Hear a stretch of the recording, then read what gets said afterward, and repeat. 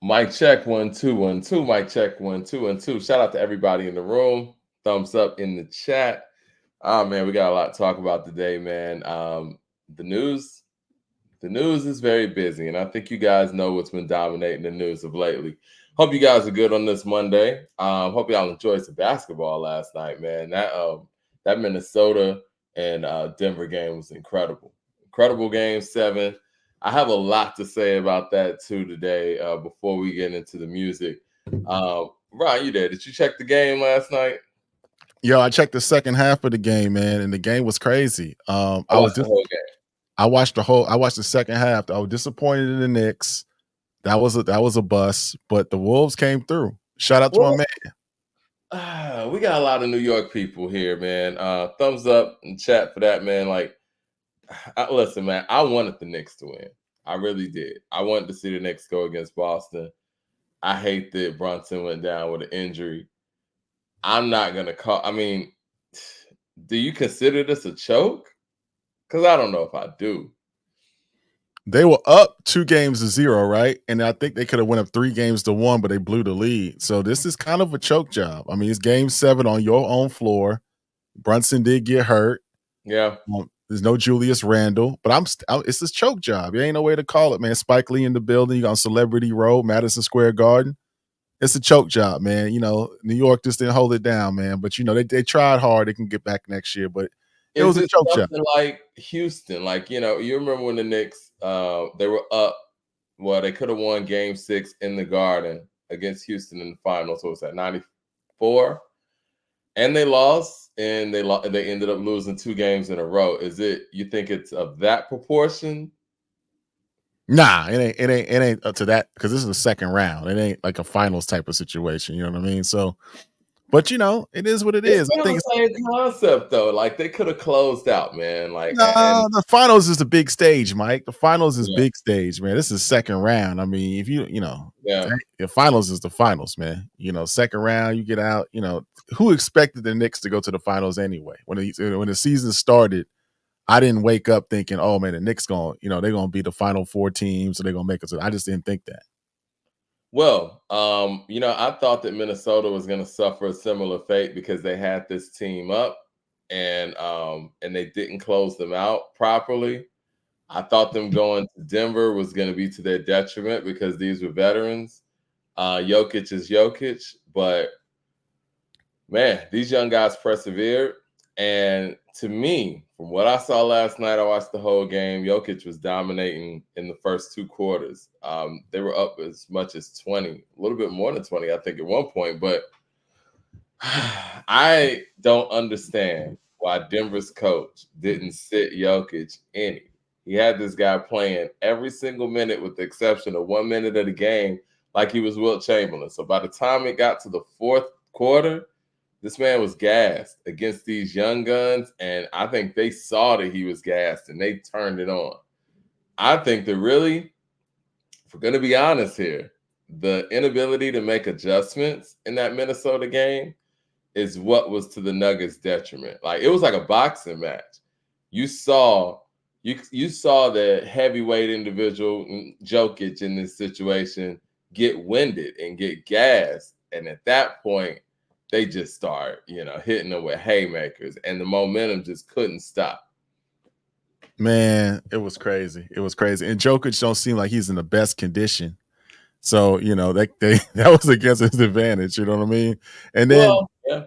And he wasn't in the best condition, and these young boys kind of ran him out the gym, and it was a good strategy. I just don't think. And you play a lot of games. I mean, the Denver Nuggets have been playing a lot of games. They went to the final. They won the championship last year. To win 3 MVPs in that short amount of span, that's a lot of wear and tear. You know what I'm saying? You run out of gas. Well, my question would be, with all those things noted, right, and the coach knows the condition of his player, why did he leave Jokic in the game when they were up 20? Why did he leave Jokic in the game in the first and second quarter when they were up 10 or 15? Like, why don't you just sit him down? What was that about? I don't know. I think it was poor management. It could have been arrogance. You you come to the dance with who brung you, right? You ride the horse that got you to the dance. So no, I have a theory. I have a theory. I think it was stat stuffing. I think that somebody like Jokic that acts like he doesn't care about, basketball like that. He wants his double doubles. He wanted to get a double double in the first half, or he wanted to pad his stats to some historic amount. And two, I think that the coach was trying to pour it on. I think that they had him up 20. He was trying to, blow them out like they blew them out the game before. And it worked against them. Because really, if they would have actually played a gentleman's type game last night, they may have won. Because the sensible thing to do, and the only thing you do in that situation is if you have a center and you know you're not that deep in that position, you need to sit him down wherever you can, right? Like if you're up 20, you're up 15, okay, we sitting this guy down. We sitting him down. But the fact that he played every minute with the exception of 1 minute, and you were up the whole game until like the fourth quarter, there's no excuse for that. I can't hear you. I think you muted. I said no excuse whatsoever. They got some time to sit down and marinate, calibrate, and come back next year. I think they'll be in a good position, but it is what it is. I mean, I'm glad I'm not a big Denver fan, so I'm glad they didn't make it anyway. And shout out to my guy Ant-Man, from the ATL. You know what I'm saying? We showing him love down here. High school, You know what I'm saying? We showing him love down here, so we want to see him go far. So we'll see, man. I got Dallas winning, going to the finals. Dallas is my second home. So you got Dallas beating Minnesota? That's what I'm rooting for. Dallas is my second home. So I'm rooting for Dallas. Yeah. I'm not mad at that, man. I root for Kyrie. I like Kyrie, man. I want to see Kyrie win, but I gotta go with Ant-Man. He's from the A. He's really homegrown. He's exciting to watch.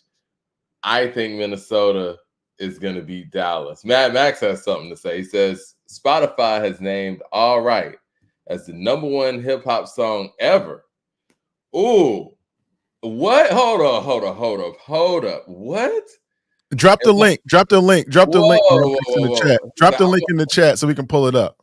Drop the link in the chat. Slander dot because there's 200 rap songs better than All Right. Well, wait a minute. Oh man, you just hit me with one, man. We didn't even really have that on the docket for today, but I'm gonna say this, and I really wanted to have a discussion with Ron about what's his problem with Kendrick, because I know we have a matchup set up and we haven't even told you guys this yet. He's gonna take on Common's catalog, and I'm gonna take on Kendrick's catalog.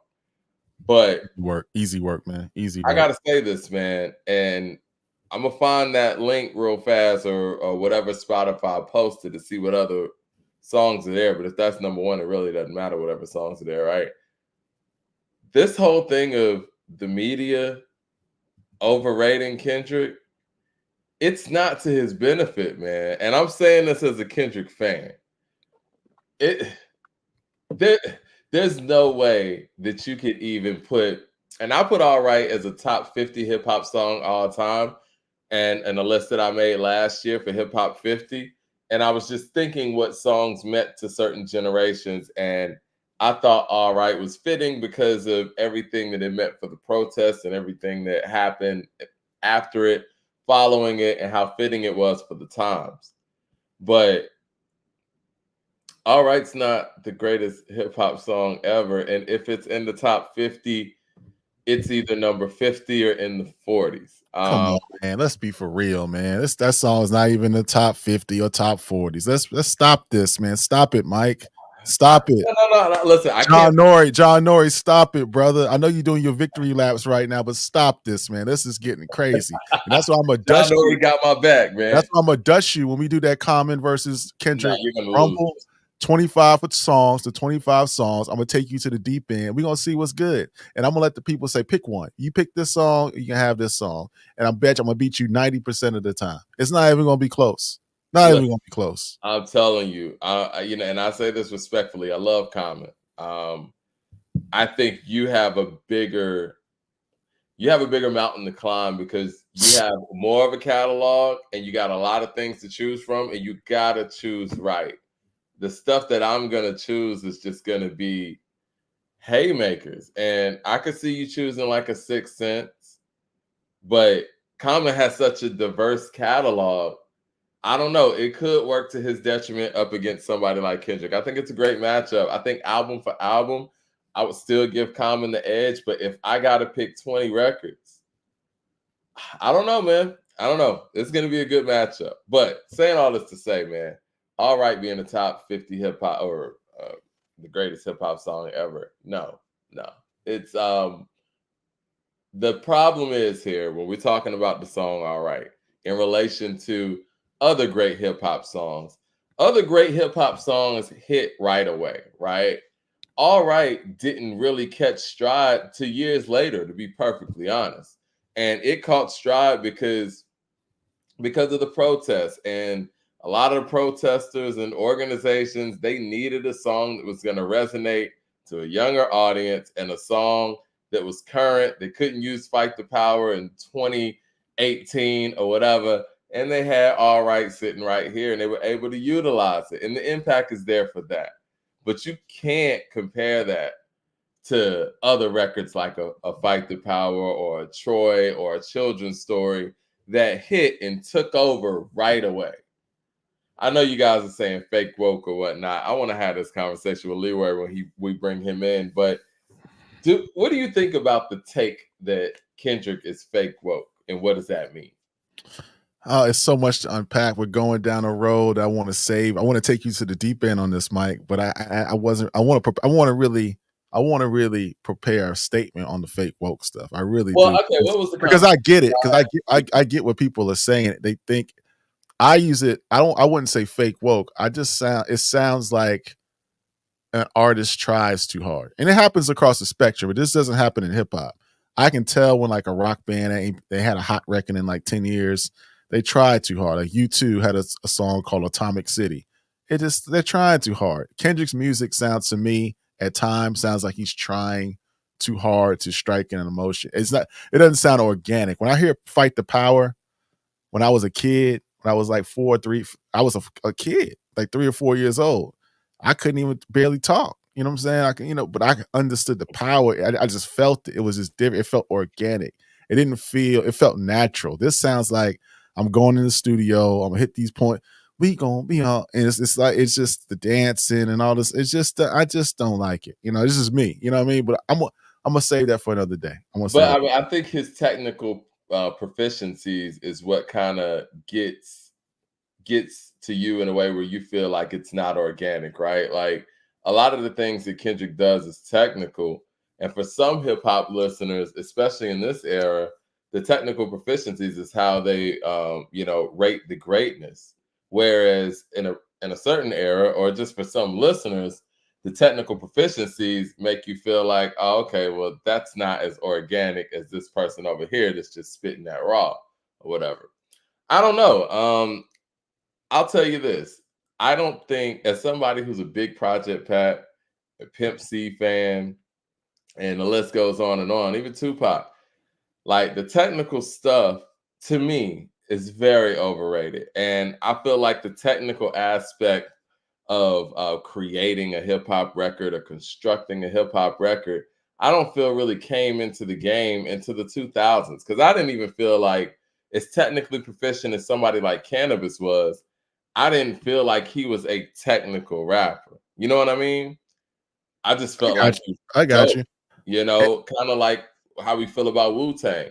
Wu-Tang's technical proficiencies are there. Like Inspector Deck is in pocket, you know what I'm saying? His metaphors, his cadences, but we never viewed him in that way. And I think Wu-Tang is a great barometer for this, because you have guys who are technically proficient in a way that Jizza is or that Inspector is, but in the same group, you have people that go off of feeling like a Ghostface, a Old Dirty, a Raekwon.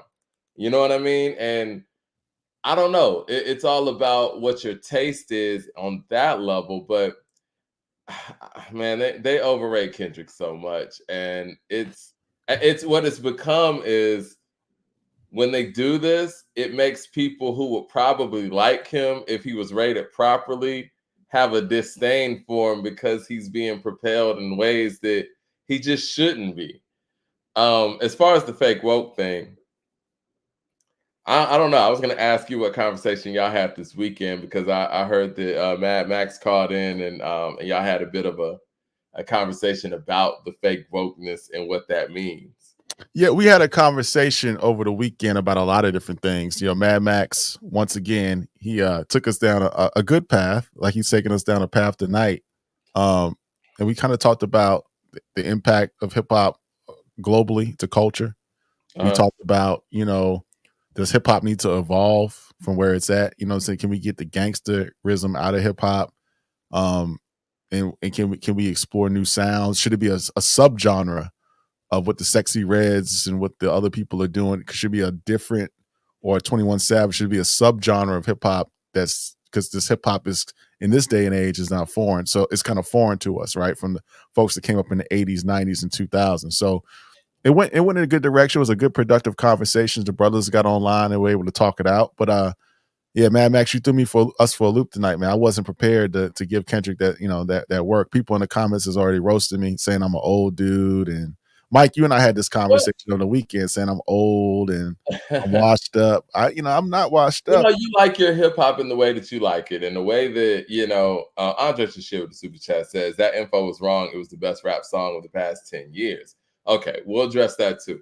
But I mean, I think that people have their hip hop and their music in general, they have their favorites, right? And the styles that they like the most. And I'm totally against that notion where, okay, there needs to be a subgenre here, a subgenre here, a subgenre here, because at the end of the day, when guys was out here making songs like, with the cadences of like, huh, that was hip hop until, Rakim, KRS, and these guys changed the flow of things. So who's to say when that flow changed, the people who were rhyming like Run DMC and Melly Mel were like, oh, that's not hip hop, or, Kool Mo D, what we're doing is hip hop. I think hip hop means something different to each era. Now, I do think that there needs to be a quality control, but again, I think that there's great records that are trap records, as well as there's great records that are boom bap style records.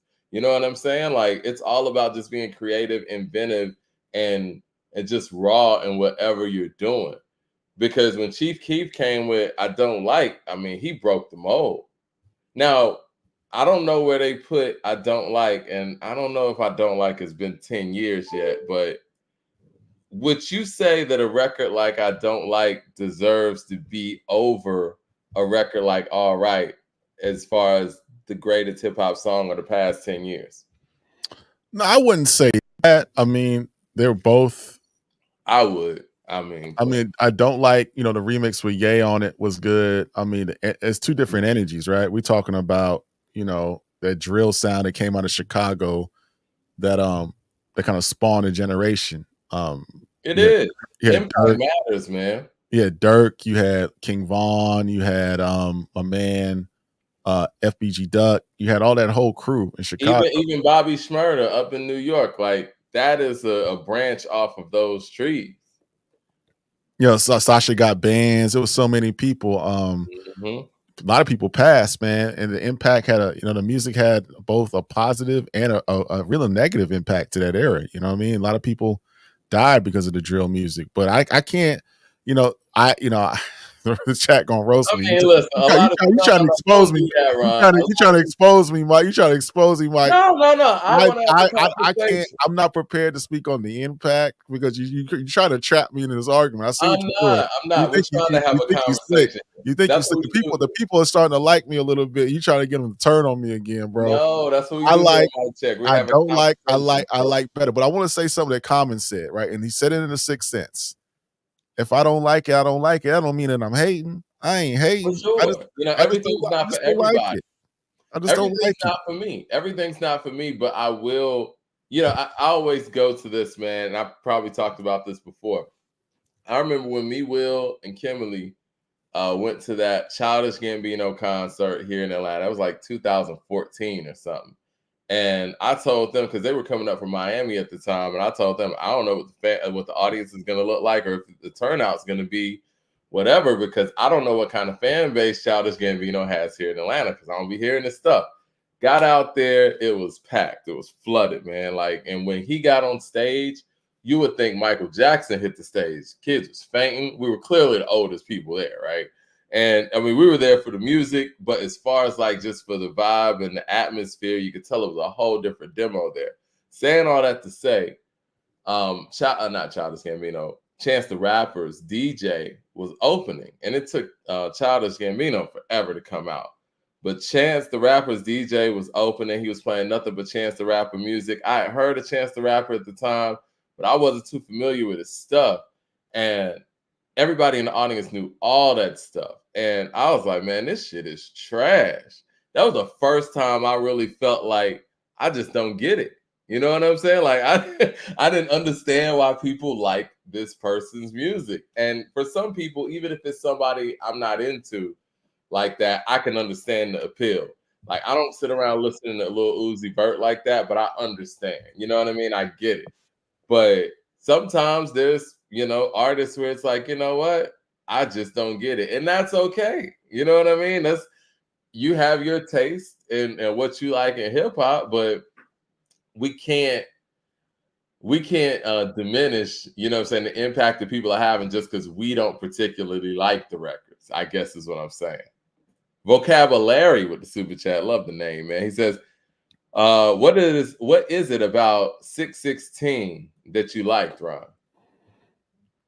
Well, let me explain. 616. I thought in the battle, it was my favorite produced song out of the whole back and forth we got between Drake and K-Dot. The beat, I like the sample. The Al Green sample was dope. You know what I mean? Are you stuck on soul samples, Ron? I'm not. See, why you? Are you Mike, in that era? Mike, you supposed to be my boy, man. No. I'm just trying to.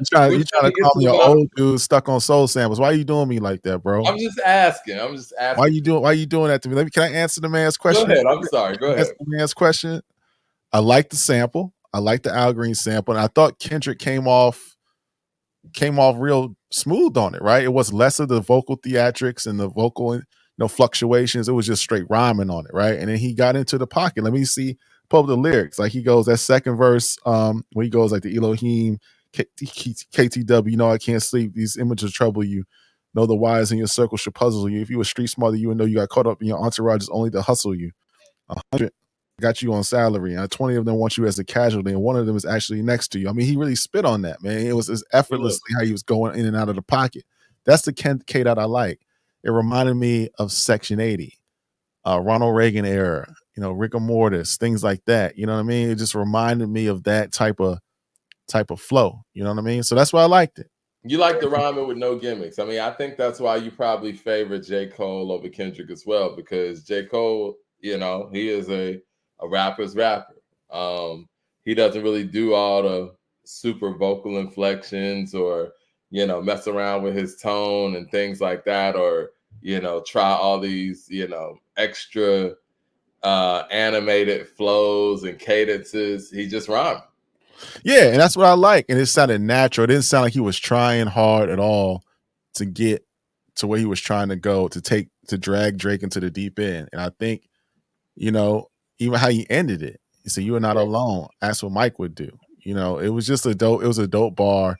I thought it's my favorite. It's the most. If you look at my Spotify list or you look at my YouTube playlist, it's the song I play the most in the whole battle. I think number 2 I would play is Family Matters, and then third would be on my playlist that I play the most not push-ups, but probably a tie between Euphoria and push-ups. But 616 in LA, and I heard today that 616 LA was supposed to be on his new album. He just repurposed it. He just repurposed it for the battle. It's supposed to be a song that's supposed to be like on his album, but they changed it, and he should have kept it. Hopefully that song does make it, but I don't know if it'll make it on his album now. Man, he needs to put out an album ASAP. Let me get some of these super chats real quick. Mad Max says, it was the last 10 years. All right, that's better. I was dead tight seeing that number 1, and that ain't the number 1 hip-hop song of the last 10 years either. Yeah, we should have that discussion too, because I want to see what else was on that list. Mad Max says, Chance was trash, Mike. He don't have songs that people play today. He was a moment in time. You was right. I didn't get it. And, I hate to say that I was right, but somebody like Chance the Rapper, and I'm not trying to pile up on dude, much success to him, but as an independent artist, because I don't think he ever signed a quote unquote deal, that we publicly know of. But to be that big of a success as an independent artist, your base doesn't move like that. Like, you know what I'm saying? Like somebody like Currency, he has a consistent base. Even what Freddie Gibbs was doing, consistent base. Madlib, consistent base. And to see a independent artist have such a big wave and have such a big drop off, it's very fishy. It's like if you really had those fans like that for real, and it was organic and it wasn't coming from something else, he should still have that level of fans. Because I don't know if he did anything to drop off those fans either. It's Chance the Rapper is a very interesting artist, and I don't understand a lot of things that were going on with him. But when you delve into where he really came from, it makes a little bit more sense. But that whole narrative that he was just, some independent artist out of Chicago, of all places, and he was able to basically, just outthink the system and do some things that other independent artists weren't doing. I guess it just wasn't the reality. James Smith with the $20 super chat showing love says Kendrick has a 5% bar in the battle. Has been talking about God since his debut and has rapped reflectively and revolutionary for years. While he could rap like Drake, he sacrificed his content and still gets called fake. Shaking my head. All right. I do want to address some of the fake talk, and I'm gonna get Jermaine Johnson super chat real quick. He says, by the 2024 fake woke definition, you could argue that every conscious rapper is fake woke. The difference now is that nothing sounds the same in our era today as it did when we were 14 years old. I agree with that too. Would somebody consider what Tupac was doing fake woke because his subject matter was all over the place? I'm just asking rhetoricals here. My thing with Kendrick is he leaves so much open for interpretation that he says a lot of things, but ultimately I don't really know what everything he says truly means.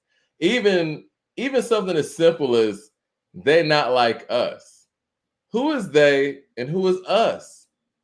Don't know, really. I mean, you're leaving everything open for interpretation. And it's not like he does interviews. And again, I think a big part of Tupac's legacy and many of the greats' legacy is the fact that we do have iconic interviews with these individuals. I mean, Kendrick made his best album based off of a hidden Tupac interview. So interviews are important where you're able to actually explain your art, explain what you have going on and what the music means to you, so things aren't left for interpretation. But for me, I think Kendrick just leaves too much on the table for interpretation. And for some, it feels like it's inauthentic because it never gets addressed by the individual who wrote it. Does that make any sense? It makes sense. It makes sense. And me specifically, I'm not discounting what Kendrick does lyrically or as a musician, as an artist. Just to my ears, I just don't like his beat selection or his vocal theatrics and the way he approaches the beat. Sometimes it's not for me. Not that I'm old. Like shout out to Super Duper. He sent me an album to listen to over the weekend. What was the dude's name? They were pretty good. They're from Canada. Rise Fresco and Daniel Sun. Dope album. I liked it. You know what I'm saying? It's a dope album. It sounded, I mean, they were lyrically on point. They had a message to what they were saying. The beats were tight. It was a dope project. So I like young cats. No Diddy, pause. Pause. But I like new music. I like new artists. But it's just something about that just didn't resonate to my ears. But Mike, we'll see what's up. We'll let the people. This is what I've said before, man. And I've always had a problem with, and Kendrick's never addressed this either. And this is when I think I started feeling like this. On Damn, when he was going on these diatribes, basically saying that, biblically, Black people are cursed. And I'm like, well, you're going to have to elaborate on those things. But he never does that. You know what I'm saying? Like, okay, if we're talking biblically, we're a cursed group of people. Well, based on what? Based on what we've been taught by oppressors, or based on which book? Which book are you speaking of? And then he says things like, I'm an Israelite. Don't call me Black no more. And it's just all over the place. And I think, we were talking about Kyrie earlier offline. I think people like Kyrie, they're finding themselves in front of everybody, right? So it makes them feel like they're all over the place. And that's okay. You know what I'm saying? Like, Kendrick's probably finding out a whole lot of information along the way, along his journey as a lyricist, as an artist, as a man throughout his career. But you also have people who are such fans of yours that are going through similar journeys that might be a little younger than you, that are taking what you're saying as law, and taking what you're saying as a person that's already there and already enlightened.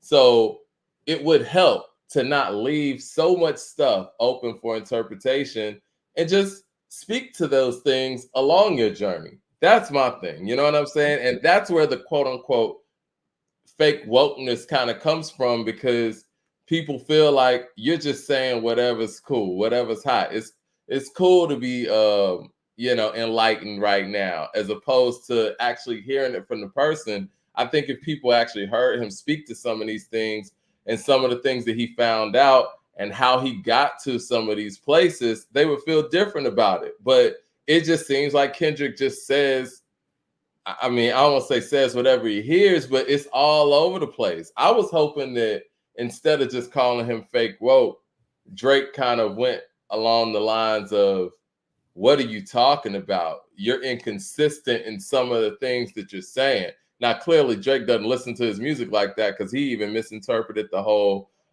sexual abuse part of it. But I think that that's the place where you could really touch on or hurt the credibility of the person, because he is all over the place when it comes to those messaging, and he's always left things open for interpretation.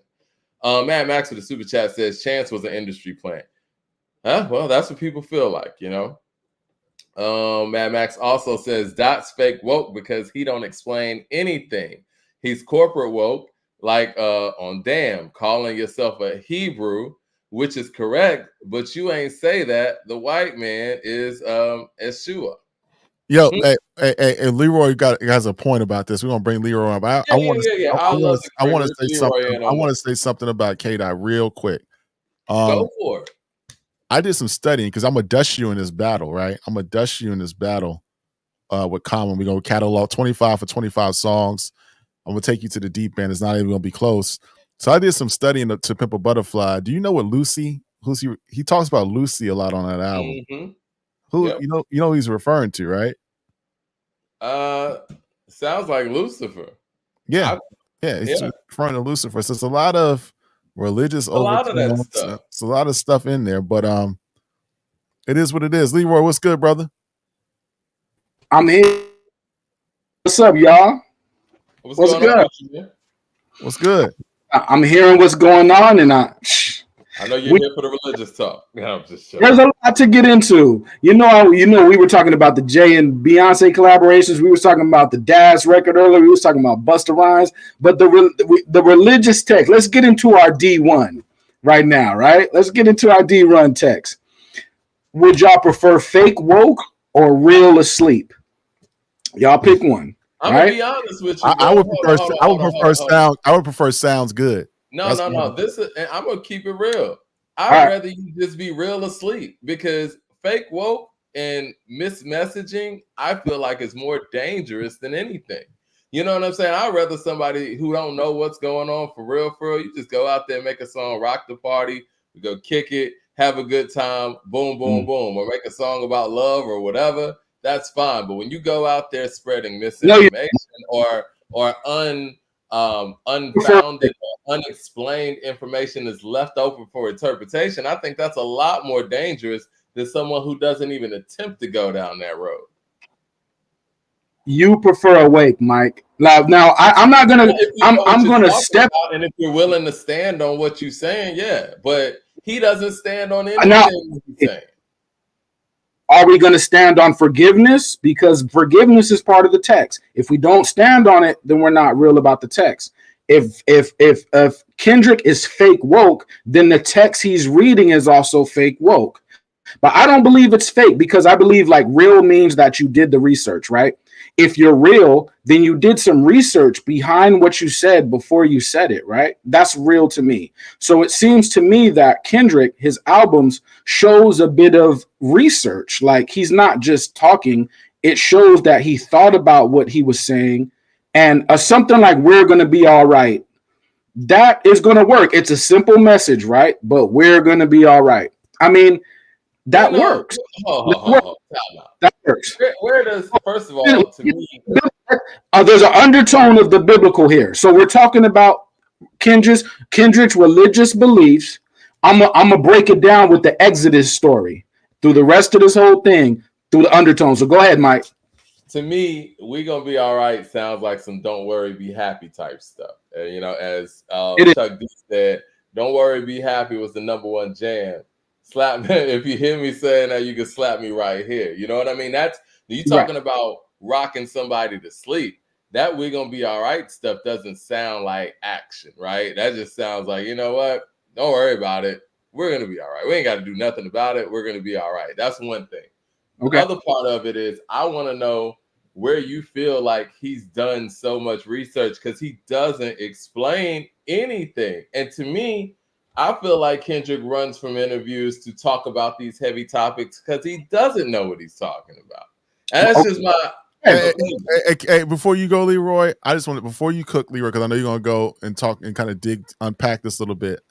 I don't care how, you know, about his thinking. I just want, does the music sound good? I just want to. But the music is affected by that. If you're confident in what you speak, you know what I mean. Like you felt what Chuck D was saying because Chuck D knew what he was talking about. Music sounded good because I liked how the music sound. I like how the Bomb Squad got off on it. That's why I liked them. And plus the message was good too. It just was the best of both worlds.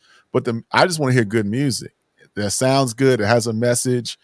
I just want to hear good music. So all the underpinnings and all this and how he is today or tomorrow or his teachings, that's all.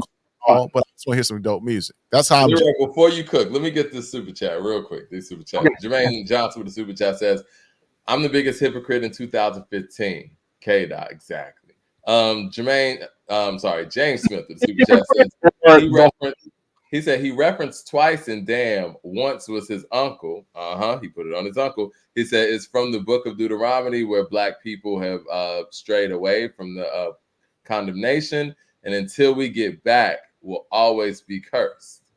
Let's see. Mad Max with the super chat says, or tell us, because the Hebrews of the following Babylonian gods, which made the Most High angry, which is where some of the prophecies of Deuteronomy alludes to.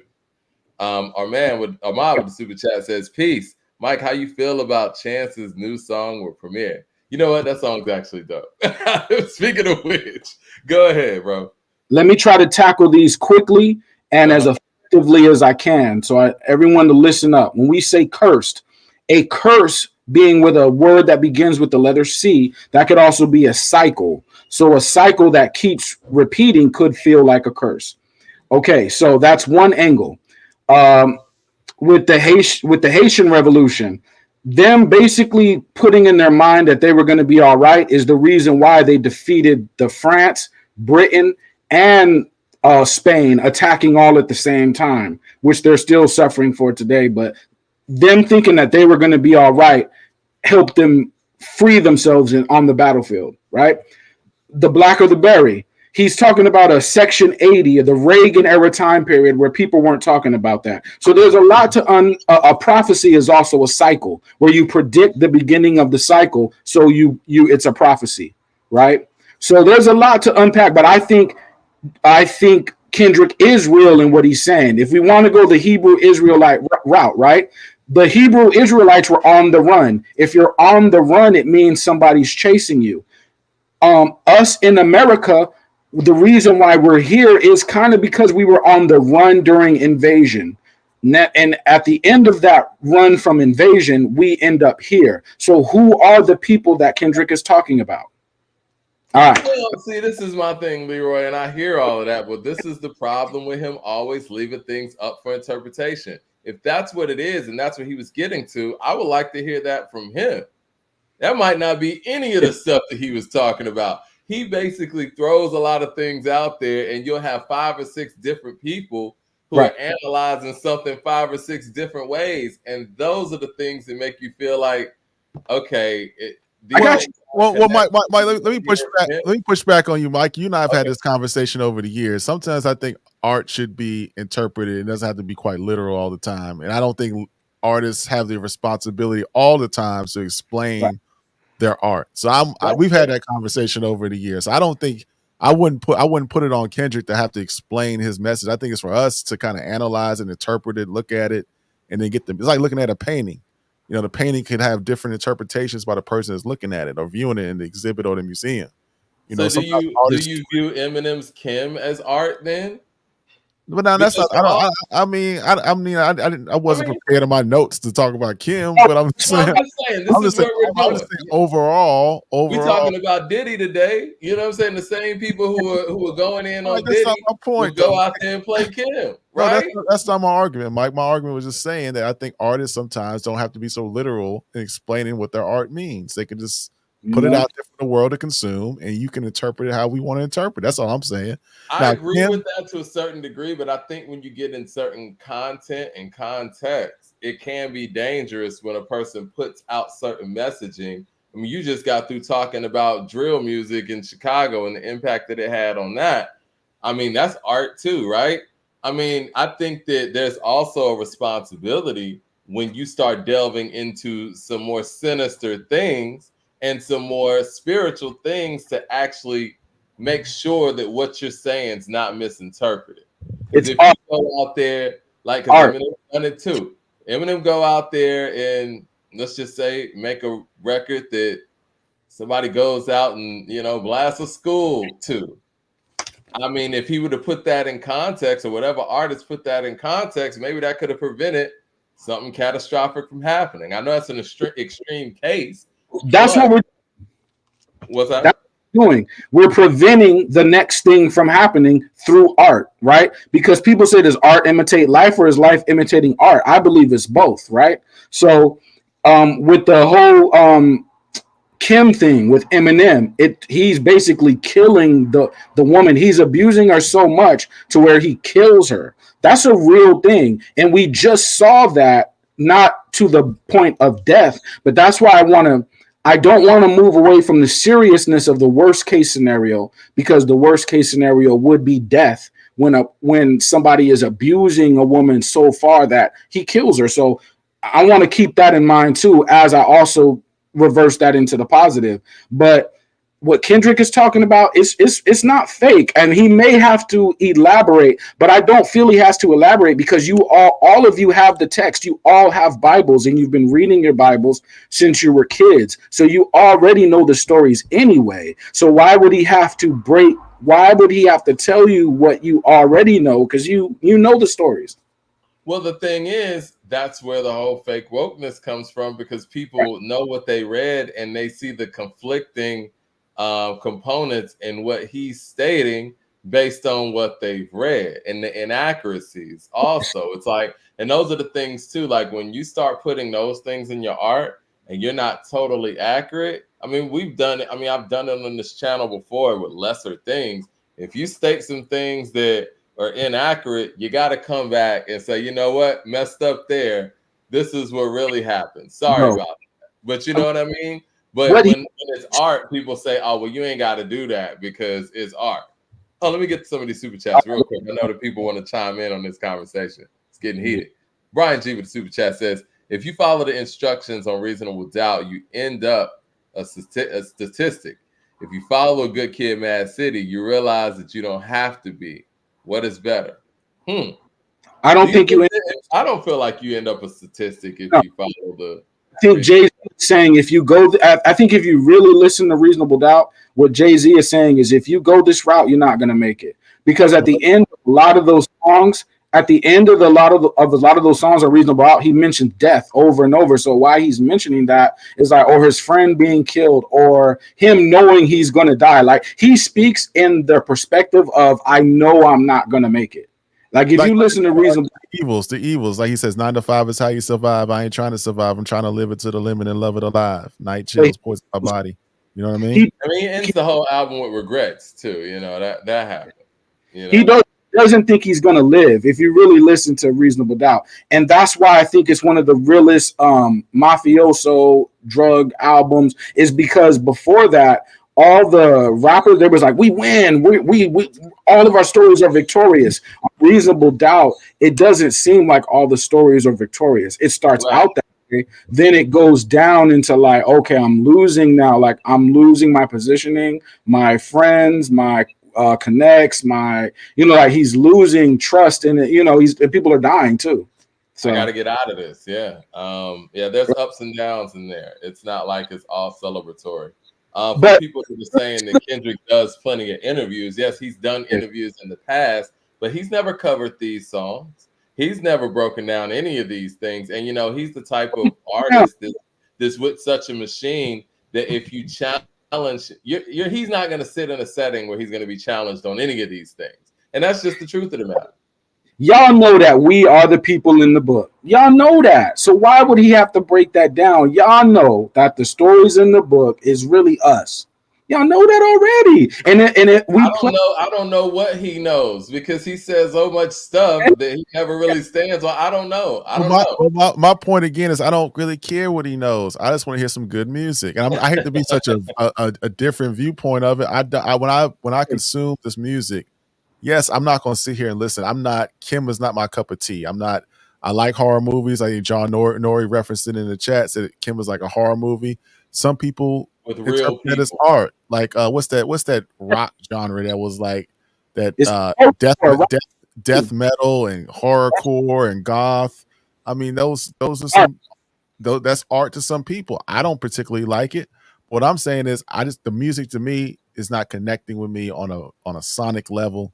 Lynch, come on. So I'm not trying to interpret. But this is what makes that hypocritical, Ron. You just got to be talking like almost negatively about the sexy reds and stuff like that. That ain't art too. You know what I'm saying? I didn't talk. No, you cannot find one second. I'm not talking negatively on no sexy red. I ain't never said nothing about that lady. I just don't listen to her music. She's not in my demo. I don't listen to sexy red. You know what? I'm not even gonna say this because people are gonna think I'm trolling. I'll get into the sexy red commentary some other time. Mad Max with a super chat says, "No, Leroy. He doesn't do extensive research. He says a lot of vaguely. You learn more from the song Bible from Killer Priest on Liquid Swords than the damn album. If you go from Section 80 through Good Kid, Mad City, through To Pimp a Butterfly, through Damn, through Untitled, through Mr. Morale, it's a storyline of our whole experience from the early 80s all the way up to now, and it does the spiritual work, it does the street work, and it's song for song and in order, sort of like scripture can be seen as an order, but the scripture itself goes into art. From Old Testament, it's one thing. Then from New Testament, it's kind of like art. You could tell they're speaking in metaphor. Like if they say someone's a giant, they might not necessarily mean like a person that's 20 feet tall. They mean a person that represents a huge army. So he's a giant because there's huge army behind him. So it's like they're speaking in art terms. So Vocabulary with the super chat says, how do you compare what K-Dot is talking about out to what Nas has done his whole career? What do you mean? I mean, I want some real examples there. And again, we're talking about people who are growing up right in front of us. Do you feel like Nas left a lot of things open for interpretation? Because I think he was very detailed in many of his sentiments. We get into this rap genius territory when we want to interpret everything a rapper says. And No, I ain't saying that. I mean, we obviously know what it is, but my thing is, man, Kendrick says a lot of my thing is Kendrick says a lot of conflicting things, right? And not of Jesus. He does, man. He says things where it's like, wait, what? Like or what? Even when he went on that whole diatribe on To Pimp a Butterfly, where he was talking about he wasn't gonna say nigga no more. He would say, when you say nigga, you sound like Steven from Django, blah, blah, and then keeps doing it. And it's like, I had that moment. Y'all never had the nigga moment where y'all like, I'm not gonna say the N-word no more. No, I haven't. You haven't? Okay, well, a lot of people have had that. Yeah, no, it's cool. How long did that moment last for him? What, 2 songs?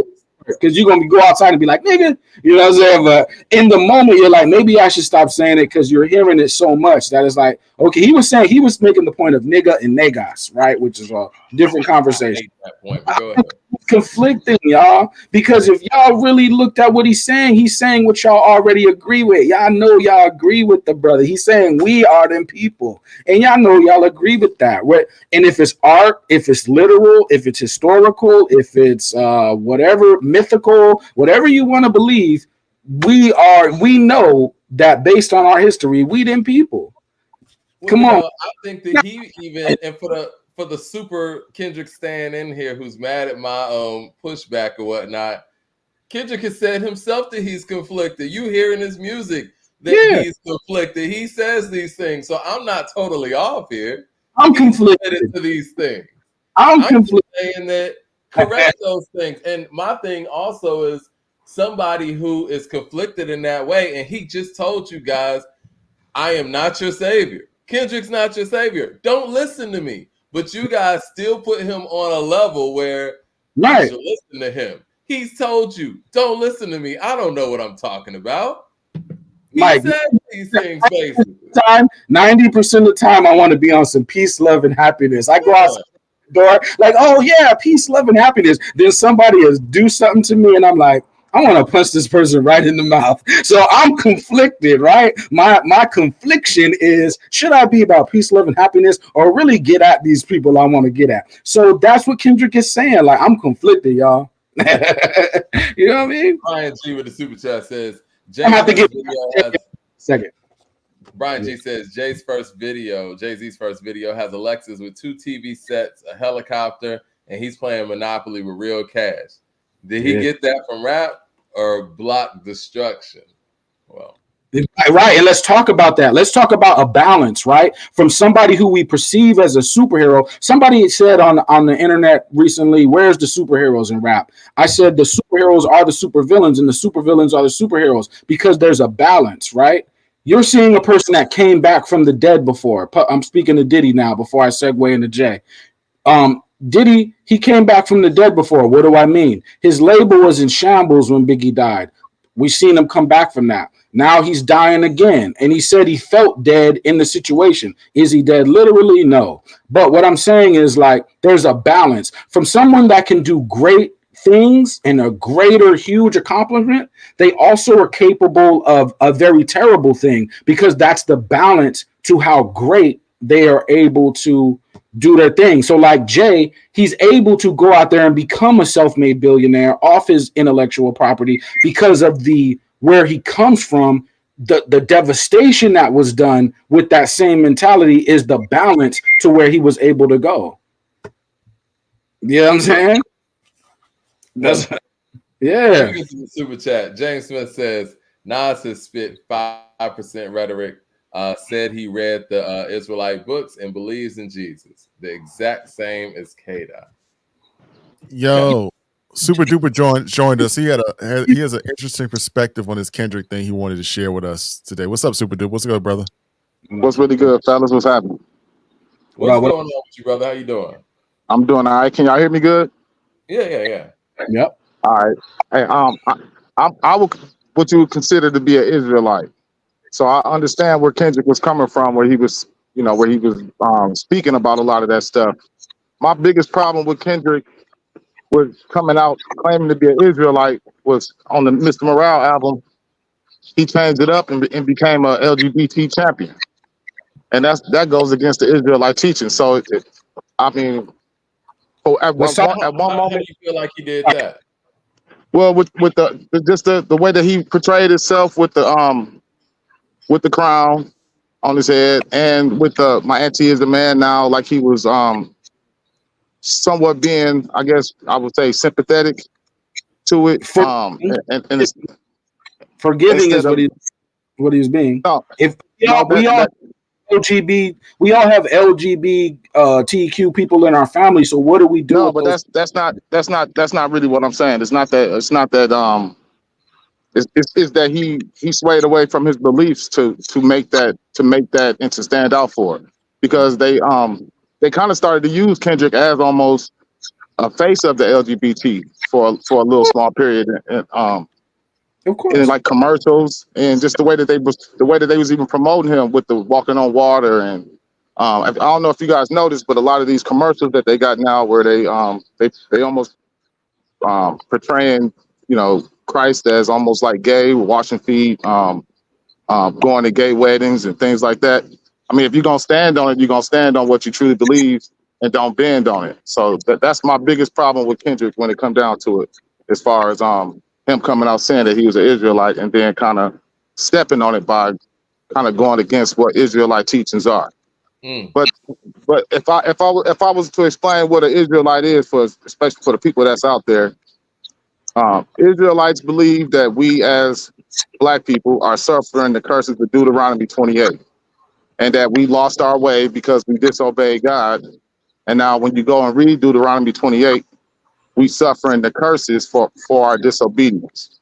So that's I mean, if you really want to sum it up, that's basically what it is. That's all in a nutshell right there. Okay. Can that situation work both ways? Meaning, can it be a lie and it also be true? Meaning, if they say, well, God wrote this, but we never saw a hand come out the clouds, then maybe that's a lie. But can it also be true that we But see then they also cycle? say that We see a cycle of people, of us losing and dying, which the cycle shows that maybe there's something to it.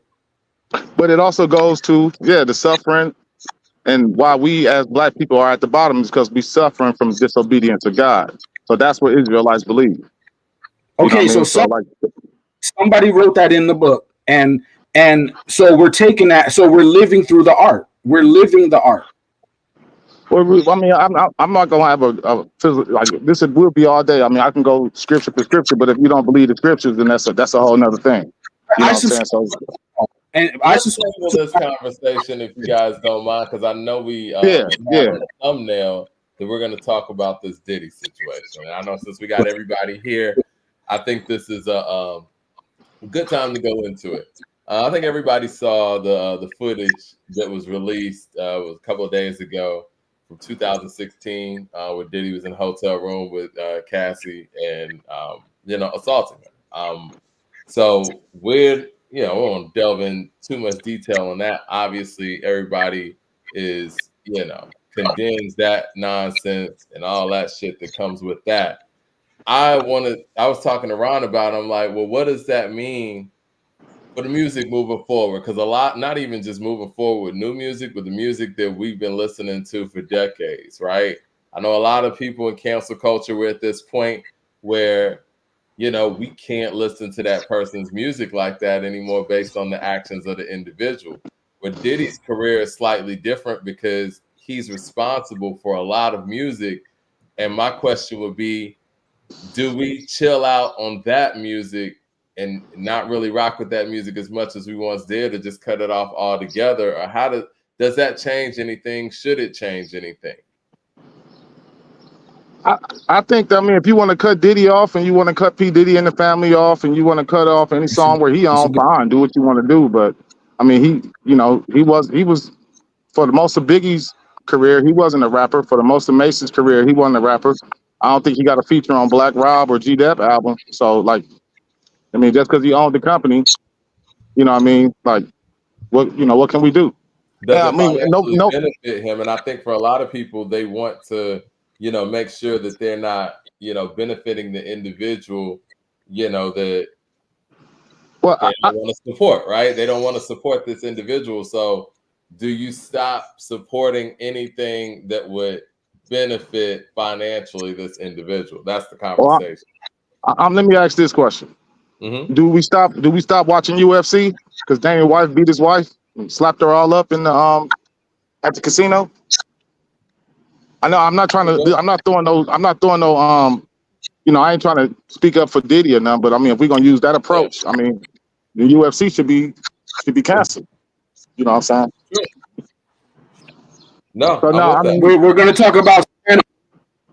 to talk about standing on business, right? So either we're going to forgive, which is biblically what it says to do, we're going to stand on that, or we're not. But I think since we're going to still be entertained, meaning the entertainment business, we're still going to listen to music, watch videos, etc., and we're going to have new heroes, new logos, new everything, right? So I think it's a chance to rebuild. And I would say take this situation. There's a wrong way to do things, a right way to do things, and put that in your music. I say 444 is a right way in how to repair your relationship. I I say the Carters, if you want to repair your relationship, and I think that if you get into a relationship now, and the woman that you're getting in the relationship with came from an abusive background, I think that you could use these lessons to repair that in her mind to where she don't have to be scared around you or scared around an argument or because she knows you're there to facilitate her healing. And my real name is Jason. It means healing. I'm looking at a scar as a way to heal that. So I think there's lessons that can be learned through art here. Mad Max in the super chat says, "Thank you, super duper salam." Kendrick's behind closed doors really worships Osiris. You can't be in that industry and really worship the Most High. I think that's an interesting point too. I think Kanye's kind of alluded to those things as well. I don't know, man. I think that some things happen that can't be, reversed. People can't unsee what they saw Right. in that video, and what was seen in that surveillance footage was disgusting. You think about for the guys out there who got daughters, man. You think about your daughter being in that situation. I can't even imagine, man. I'd be ready to, but sister or whatever. And so I think what kind of adds fuel to the fire is the fact that, even the apology that he put out there and the way that it was done, I think that kind of rubbed people the wrong way even further. And I never thought that I'd see, somebody who was at the heights of Diddy in hip hop culture come to this point in his career. I think the legacy of him and the legacy of Bad Boy is probably tarnished forever. I mean, because he is the legacy of Bad Boy, whether people want to admit that or not. Biggie is Biggie. But when we think about Bad Boy culture, we think about Diddy and everything that he brought to the game, the mixture of hip hop and R&B and marrying those two things. You going to say something, Ron? Yeah. As a father of a daughter, of a beautiful daughter, what I saw on the tape was crazy. It's something that you shouldn't do. Where I'm from, or how I grew up, was no women, no kids. We don't play that. It's just that's just sucker shit. You never put your hand on a woman. You know what I'm saying? You never, abuse children. You never abuse women. That's like the lowest of the low. But I do find it interesting though that in the time we're living in now, that it took a video to have this type of reaction. Little Scrappy has a reaction. Everybody seems to have a reaction about Puff. But it's been, if you've been around hip hop for 30 years or 20 years, you've heard stories of other people that he might have put his hands on, right? Or things that he might have done. I just find it interesting that it took a video that was released by CNN in 2024 for this seismic shift for how he's done. When you had heard stories over the years, if you really been in the streets like that and the culture like that in hip hop, I met Puff back in LA. Nothing crazy happened, about 10 years ago, but it was some dark energy, at that party, but I left, but it was just a totally different thing. But you've heard whispers and rumblings that, this has happened to other people, but I think it took a tape, like the Ray Rice situation, when Ray Rice from the Baltimore Ravens, when that story first came out, he only got suspended for 2 games. Right. But when the video came out, all of a sudden, he never played another game. He never played another game again. You know, so I think the video evidence makes it where what can we people do? Well, have an you know what this opinion. tells And me, last point What? for last point, you know, Dr. Dre. It's so many different people in music have had similar situations. Tommy Lee, from Motley Crue. Yeah, Dr. Dre had a situation. Drake has alluded to some situations. Drake might even have some situations himself. So it's like I think the industry might be done with Puff. What Puff did was terrible, the lowest of the low. But I think if the industry wasn't done with him and he was 20 years younger, he might be able to bounce back. But I think he's reached expiration. What he did over years and what was caught on tape is just the end of it. But that's what I got to say. You know, to piggyback on what you said, I think that what it is in entertainment, and I'm glad you brought up Ray Rice, right? I think, and that's a perfect example. The NFL, they knew what happened, right? But they didn't want you to know what happened. And I think that once the public gets a hold to seeing what really goes on, those people who are okay with keeping their mouths closed behind closed doors, what the public didn't see, they become, okay, well, we can't hide this anymore type of thing. Like once everybody sees it, and it's over with. And I think that's what we saw with this tape. That's exactly what we saw with the Ray Rice thing, because like you said, he got like 5 games when it was just quote unquote talk. And if anybody believes that the NFL didn't see that tape, they are not being honest with themselves, right? And I think here, you know, it's hard for anyone to think that nobody's seen, you know, activity that was like that in a similar fashion. Now, I will say this, and I remember this. Hold on 1 second, Leroy. I remember after the thing happened with D Barnes and Dr. Dre, and I remember MTV was talking to NWA, well, who was left of NWA at the time. It was Easy, Yella, and Ren. And Ren was on MTV laughing about what Dre did. Now, granted, I don't think that would ever happen in today's time. But I think even back then, if there was footage of that and people saw, you know, what was said had happened, that whole thing would have happened very differently. Let me say something, right? You know what I mean? And maybe I'm caping for this situation, but I've been in situations where this situation, Leroy, don't do that. No. I've been in situations where there was some foul behavior in another person's relationship, right? So it's like, what can I really do about that? I could maybe complain about it, or I can try to bring it up to the person, right? But at the end of the day, they're in their own relationship. So what can I really do? Like, I can't stop it because I'm not there most of the times that's happening. And they're, you know, so the people on the outside of the situation, they can't really do much. They can say, well, we're not with that, but they can't control what happens when they're not there. They can't control what happens, you know, in that situation, because that's someone else's relationship, you know. Man, go ahead. Let me get these. Go ahead. Yeah, Reese, go ahead. You got it. So Mad Max says, look, I want Diddy gone, but I'm never dropping the music. If I can keep Believe I Can Fly from R. Kelly, I'm keeping the No Way Out album. Okay. Let's see what we got. I think it was another one before you go, Super Duper. Bleaches with the super chat says Drake is trying to sell us the K-Dot on Diddy time too. All right, what are you gonna say, Super? I'm gonna say this, and like I said, I'm not trying to throw Diddy no bill, but the only problem that I really have with it is the selective outrage when a black athlete or a black entertainer get caught up in a situation like this, and how they blow it up, and we should never do this or we should never do that with their music again. They should be canceled. But at the same time, I mean, Ray Rice did what he did with his wife in the elevator. They was arguing and they did whatever they did. But it was a white football player that beat up his black girlfriend, threw her on top of guns, and most people probably don't even know nothing about that situation. It was talked about for a split second, and it was gone. You know what I'm saying? But we went. I'm not sure, but it was video footage of her beat up. Right. And they got, they seen her beat up. I mean, he got charged with it. He went through a whole trial about it that most people don't really even know about.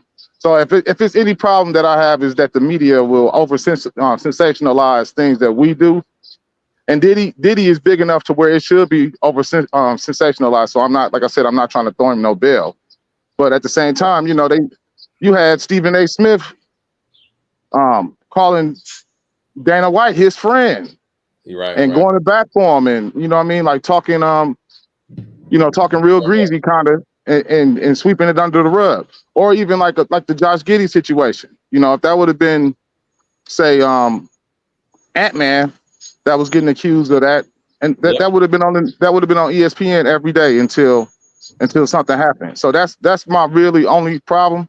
And like I said, I mean, I'm not trying to shoot him no bail or nothing, because you know, it's always, like Ron said, it's always been rumors out there about Diddy doing all type of crazy stuff. I mean, he got a black woman shot in the face, and he beat the trial and everything. You know, like he continued his career and went on with his career. Nobody was really outraged about her getting shot in the face as much. And they won't. That people was out there screaming "Free Diddy." So you know what I mean? Like it's just about the selective outrage that's super duper super. We have all studied the greats, just like we studied Malcolm X and his behavior before he got into his enlightenment. So out of all the greats, look at the filth that they were doing before coming into their better selves. Now, granted, Diddy's in a little bit of an exception because he's coming from a place of privilege, and we know that. But it's like the great people we study, they were great in the opposite direction as well. And what we saw was an evolution out of that. You know what I mean? What did you guys think about what Sean had to say? Did you see Sean's statement? I didn't see it. Okay, well, Sean posted, "I vehemently condemn violence against women." And so in the post, he said, "I vehemently denounce the repugnant behavior of Sean Diddy Combs, captured on video in which he is seen physically assaulting Mrs. Cassie Ventura Fine. There's no place for violence against women anywhere on the planet. As a father of a precious daughter, a global citizen, and the next prime minister of Belize, I want absolutely nothing to do with people who engage in this pattern of diabolical behavior. My prayers are with Cassie and all other women who have come forward with horrendous allegations against Mr. Combs." Mike, can I jump in? Are you done with your statement? No, that's Sean's statement. Or Sean's statement. Well, let's say this, man, because Sean was around in the early 2000s, and again, if you hear the stories, and I know my man Mike Mister saying, I'm hearing, ain't no gossip, man. I would randomly go to different places and people would tell Puff stories. So if you were out and having conversations with people in the music industry, you heard different things from people that are actually there that saw him and witnessed him. So this is nothing new. So I would assume that Sean was very close to Puff during that time, that he would probably be privy to some of these things. I just find it odd now that he's in a new chapter of his life that he's now condemning Diddy at this juncture. And by the way, a woman got shot in her face, which is fact. That's not gossip. That is true. And she claims that Puff shot her. And Sean knows that as well. So now today you making a statement because there's a video. I just don't understand this whole video culture. You just need a video to believe something. I believe in God. I don't need a video to know that God is real. You know what I'm saying? But now I'm not going to get out. It's just the video stuff to get outraged. Be outraged at the beginning when you first heard about it, when you first saw it. Don't wait till CNN drops a video for you to be outraged. That's all I'm saying. Well, okay. I hear what you're saying, but the reality of the matter is, Ron, if somebody tells you something, that's one thing. But if they actually show you video of it, it's going to hit different. It just is. Like, that's like if somebody says, I saw your girl cheating, right?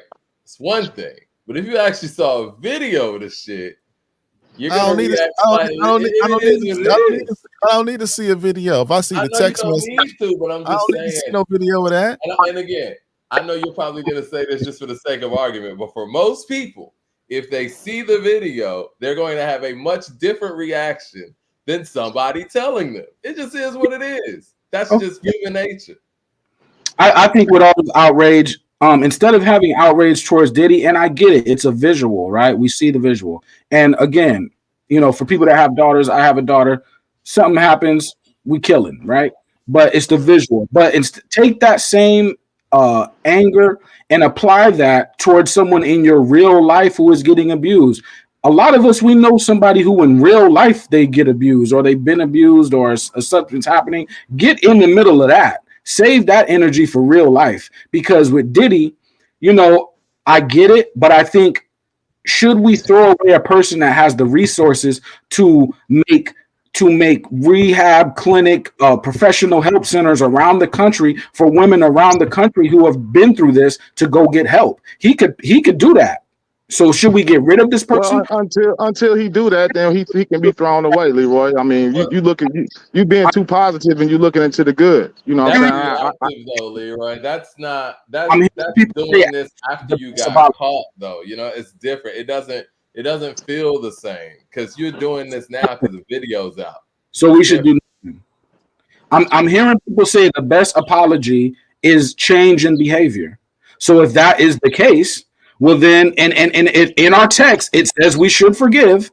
So either that's in our text or it's not. If we're standing on business, then we got to stand on the text, even when we don't want to. Now, if someone has the resources to make a situation where women around the country could go seek help and get out of their relationship and seek shelter and seek people that will defend them, I think maybe that leaves an opportunity open for him to do that. But that's a hypothetical, or he's not going to do that. He would have done that. I've been again, Mike and I, back in the day, we got invited to LA for a brunch. It was on the Grammy weekend. I met Puff. Puff gave $100,000 to an organization that we were affiliated with. Again, the energy around my man was dark. We had the brunch. We dipped out. And went on and did what we had to do. But it's just again, these things have been happening or have been spoken about for a very long time. Don't need a video to see it. People been knowing that Diddy. People been knowing Diddy was a piece of shit, and they were still going to the parties, going to the brunch, hanging out with him. They knew they've been knowing this, especially if you're on the inside. People been knowing what he been doing to Cassie. I mean, even James did. You can't discount the fact that video makes it real for a lot of people. You know what I'm saying? Like, a lot of people don't have those same experiences of possibly being close to the situation, and video does make it real for people.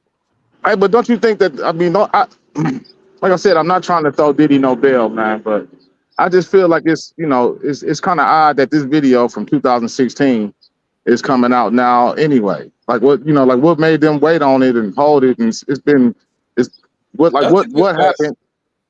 You know what I'm saying? Like, that's really, like, that's a real question that should be answered.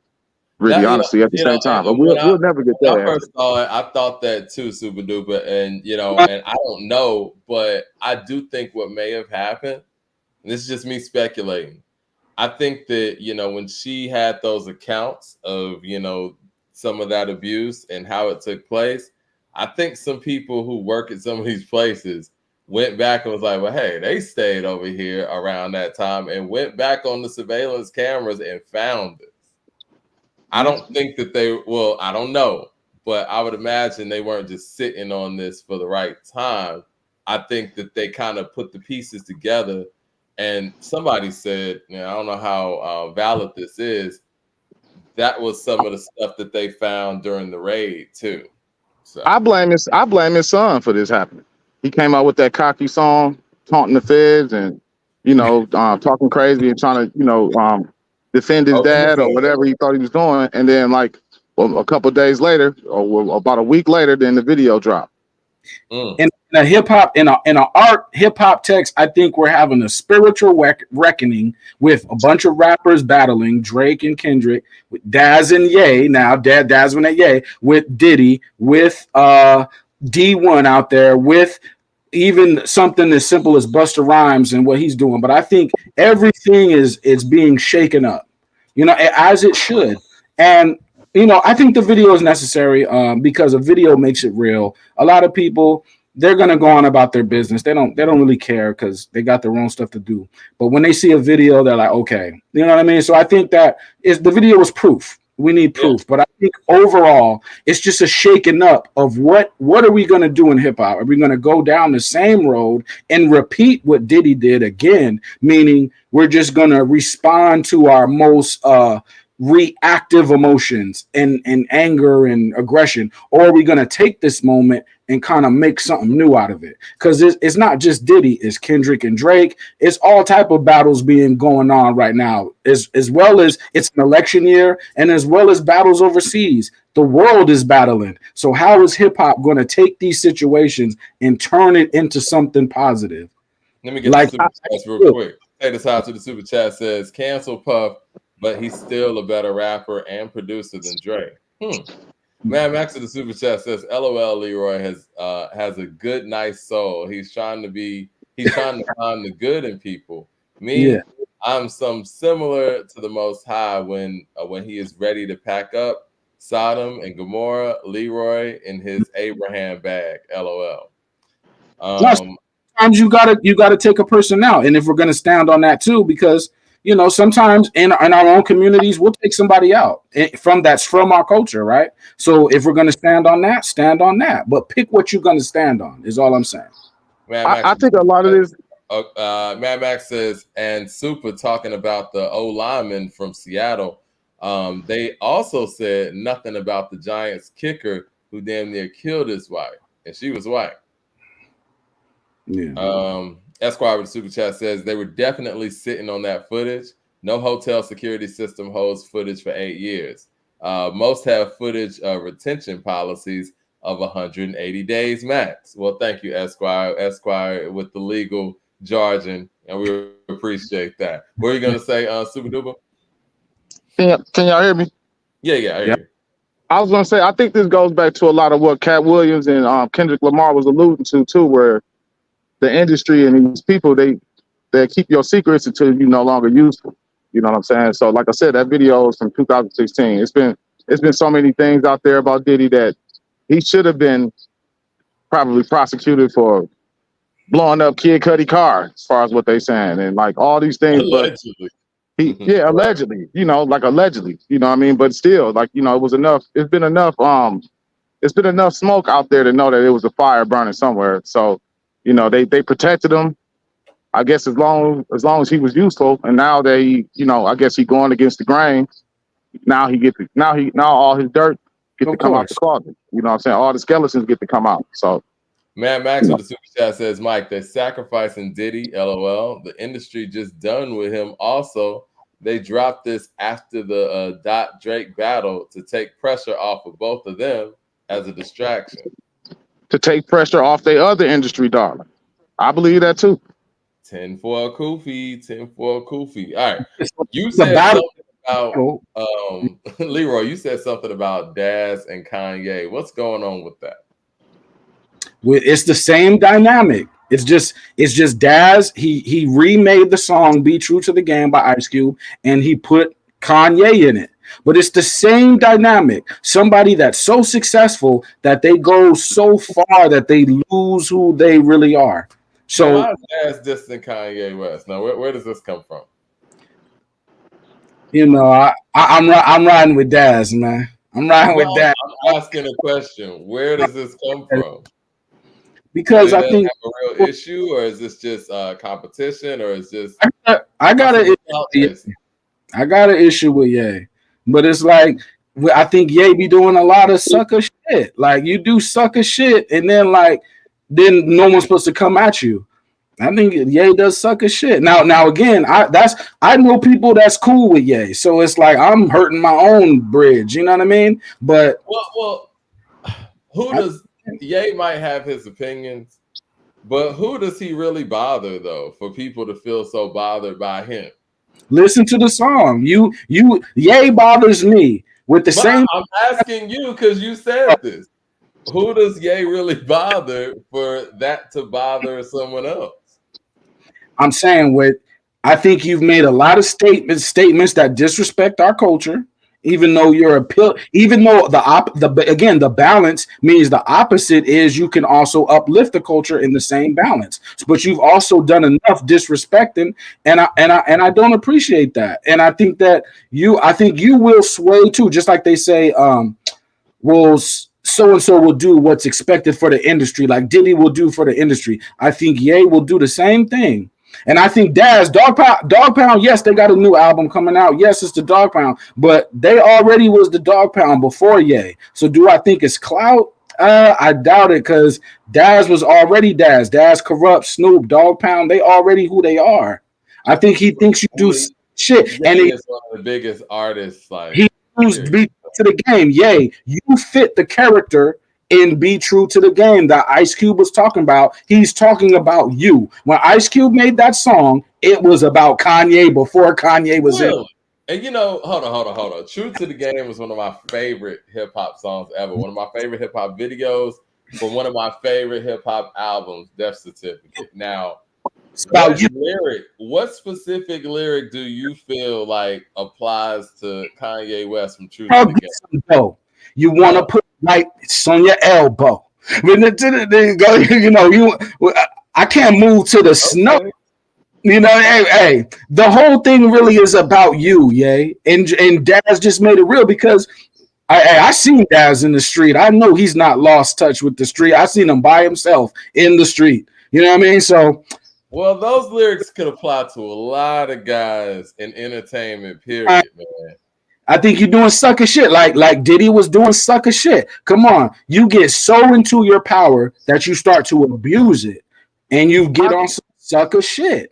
Okay, I think the second verse. I love to quote True to the Game whenever there's an opportunity to. It says, when you first start rhyming, started off slow, and niggas start climbing, but it wasn't fast enough, I guess, so you gave it other style of test. You was hardcore hip-hop. Look at yourself. Boy, you done flip-flop, giving your music away to the mainstream. Don't you know they ain't down with the team? They just said they boss over. Put a bug in your ear. And now you're crossed over on MTV, but they don't care. They'll have a new nigga next year. You was out in the cold. No more white fans and no more soul. And you might have a heart attack when you find out the black folks don't want you back. And you know what's worse? You was just like the nigga in the first verse. Stop selling out your race and wipe the stupid ass smile off your face. Niggas always got to show their teeth. Now I'm gonna be brief, be true to the game. Now that's not the verse you're talking about. I'm talking about that one too. That's for Kanye. Hey, let me say this real quick. Go ahead. I think that what the media wants you to be mad at Kanye West because he's an individual and he thinks the way he want to think. Like, honestly, like when he was saying my biggest problem that I can say that I have with Kanye West, but it's still his individual choice and his individual thinking and problem. Him doing what he's doing. But when he went to the White House and he was calling Trump his daddy and like doing what he was doing, but I didn't have a problem with him wanting to vote for Trump or thinking the way that he individually wanted to think. Even his slavery was a choice. I understood what he was talking about when he said that. I mean, you either go be a slave or you could have died on the slave ships. Y'all could have died on your land fighting. So to that point, Super Duper, that same sentiment was said in the Black Panther movie, and people thought it was so poetic. So I think that they just want you to be mad at Kanye. Kanye as an artist, if we could die as taken in the slaves rather than to be slaves, then Kanye can die as an artist, y'all. I'm not saying he can die physically for real. I'm saying he can die as an artist and not sell out to the commercialism and the materialism of this race. Since we could die or be slaves, it goes both ways. You talking about? But he actually is. He's standing on his own 2 feet. He's not letting them cancel him. He's not running from his individual beliefs, is what I'm saying. So he being true to himself. Now it might not be culturally.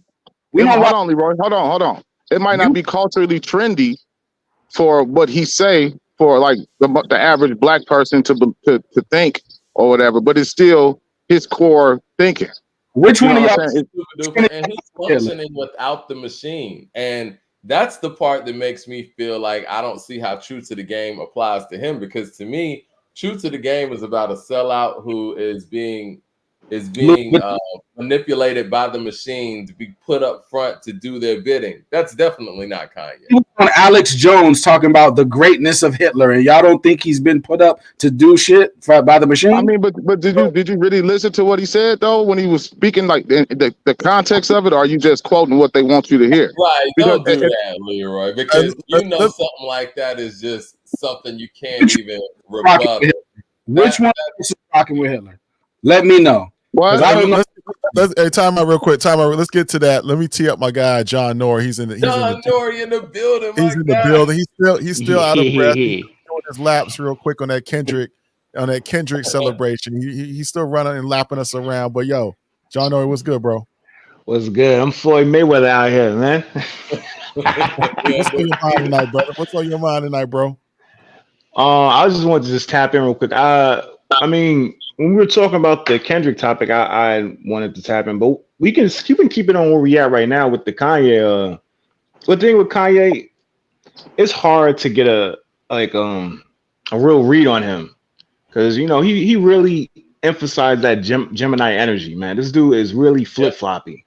Like I never seen somebody so flip floppy on that as high a level as he is, and he gets away with it. I don't know. Tupac. Yeah, Tupac was flip floppy too, and he was on a very high level. He'll say one thing, and he'll be like, and he'll switch it over here. And so he's very, he's kind of circular. He comes back to things. He drops jewels here. Some things he says you might not pick it up until 10 years later. How do y'all say Tupac flip floppy? What was Tupac flip floppy about? The fact that one minute he wants peace and the next he wants war. That's his only flip flop. I mean, but look, man, we all angry at times when somebody do you dirty. When somebody do you dirty, man.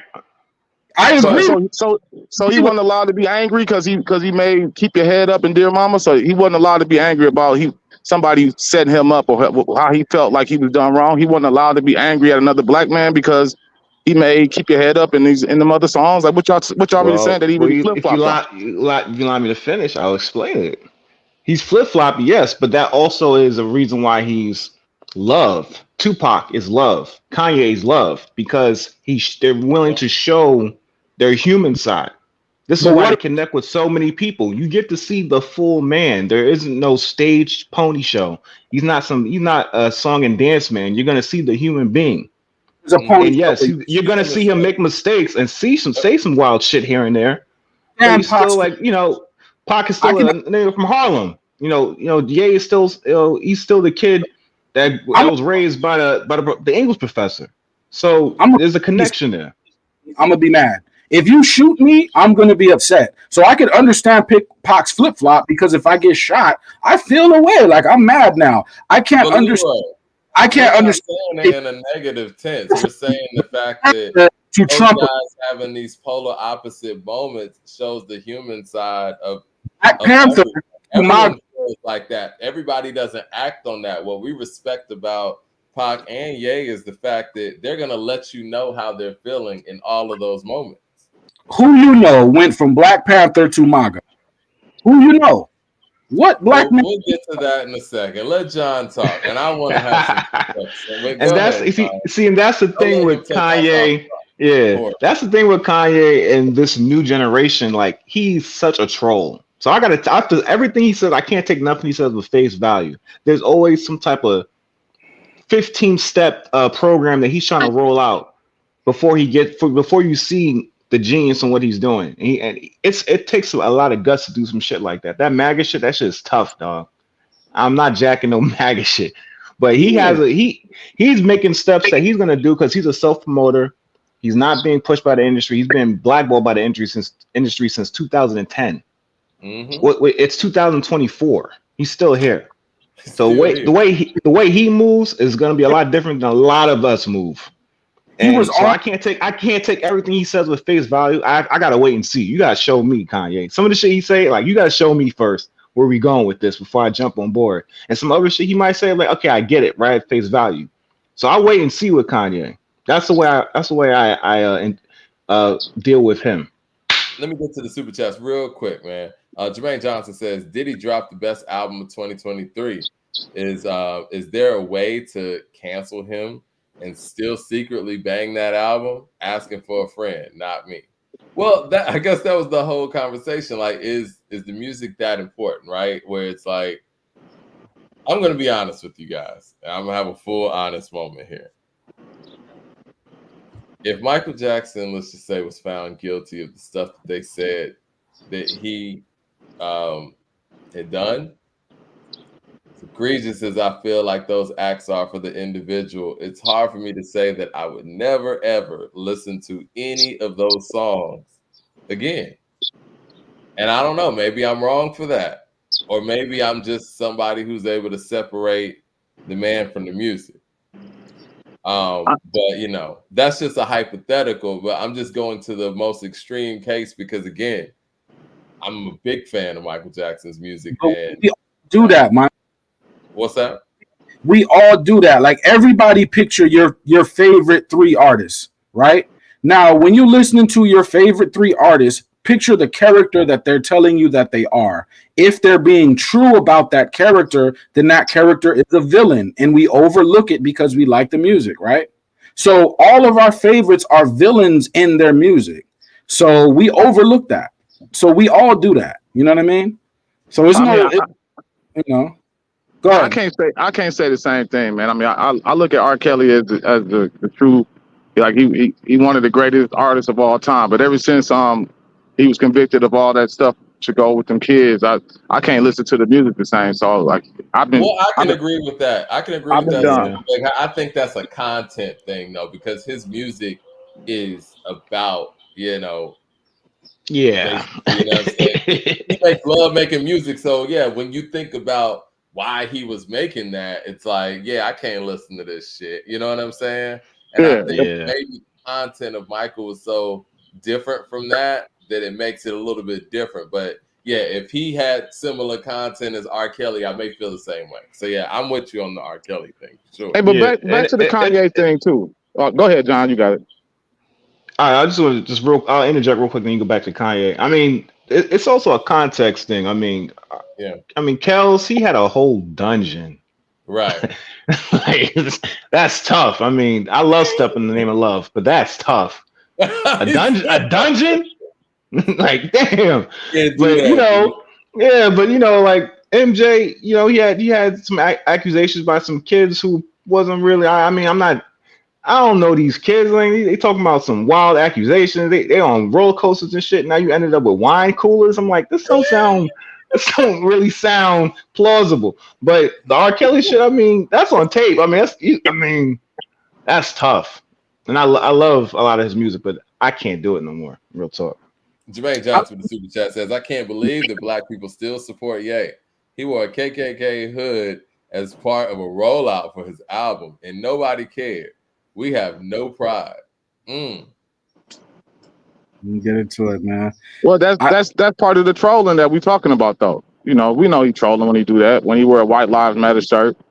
And like I said, man, I mean, but Mike, I was just about to get to it.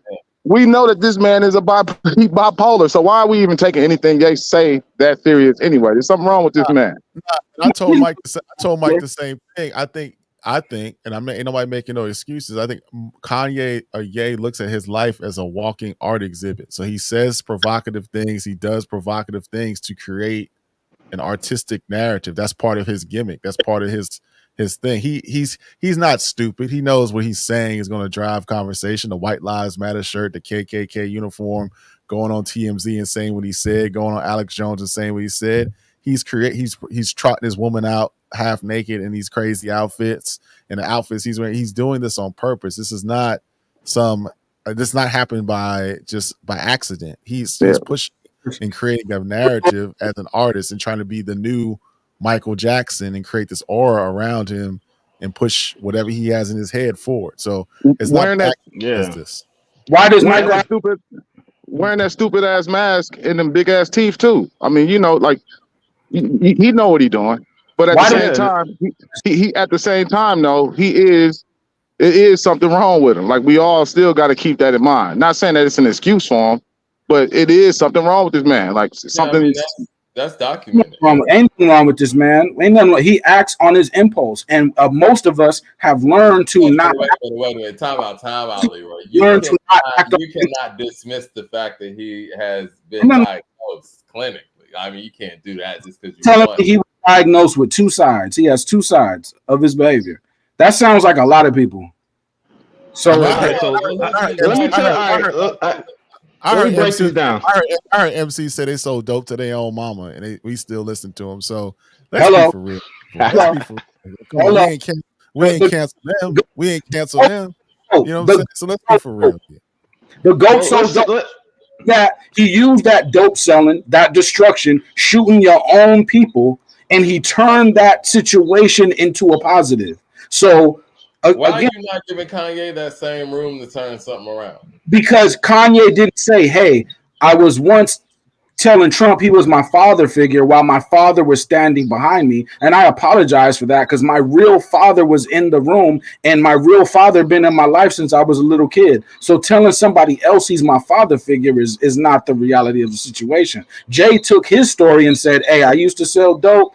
Selling dope ain't really the road for me, so I jumped into business. Let me turn that into something else. Hey, Kanye, Leroy, man, you sound crazy.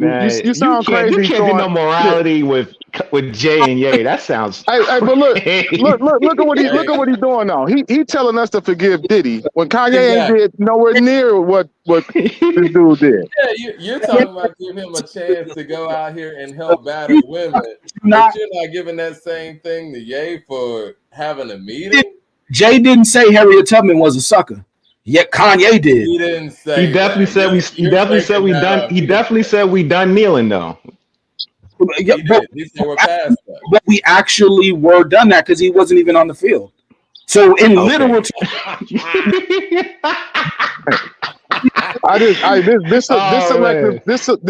We gotta move on. Needing to try to correct that while everyone else complained. Where did Kanye take a? He took a meeting to make money. Come on, let's keep it up. Okay, so Jay ain't never called Harriet Tubman a sucker though. You know, he ain't never said black people they chose to be slaves. Time out. They, I'm not gonna let you say they just wanted to be slaves. He ain't never say that. No, he was disrespecting. He was just. So did Jay-Z call out the you know who in the industry? Who's the you know who, bro? I'm trying to respect the platform. Did he do that? Well, thank you. I appreciate that. Okay. Call out the you knows who. I think Jay looks at it as like when I call out someone, I'm gonna call out their name. I'm not gonna make a blanket statement for the entire. He said names. He said names, Doug. I don't think the entire is responsible for what's happening. So Jay is going to call out a specific name. If Jay doesn't have a specific name to call out, I don't think he's going to blanket a whole people. Kanye blanketed people. Kanye said, okay, all right, Leroy, all right. All right, let me get through these super chats real quickly, Leroy. I'm sure Jay knows some names, though. We tried to cancel Will Smith, and he slapped the man. Were you guys offended by what Will Smith did on the Oscar stage? Yeah. When you disrespect somebody's wife, you might get smacked. It happens. Matt Max in the super chat says Kendrick and Drake better make some changes now because the same way they did Puff, they'll do to you. I seen they took a whole article down on the crisis management team, and he's buying houses. So what that buy you? Let's see. Matt Max in the super chat says, and Drake is selling his crib. LOL. What's that about? Them brothers guilty. What? 10 for a cool fee, Mad Max. But yes, I get your disdain for Ye in a certain extent, but for the listeners out here and for me, it feels like you're giving other people a lot more rope and a lot more forgiveness that you were speaking about earlier that you don't seem to give to Kanye West or Ye. Kanye don't want forgiveness. Has been diagnosed with all types of personality disorders. I don't understand it. Kanye never asked to be forgiven. I think some people through their actions and through their statement. Is Puff asked to be forgiven yet? Yeah.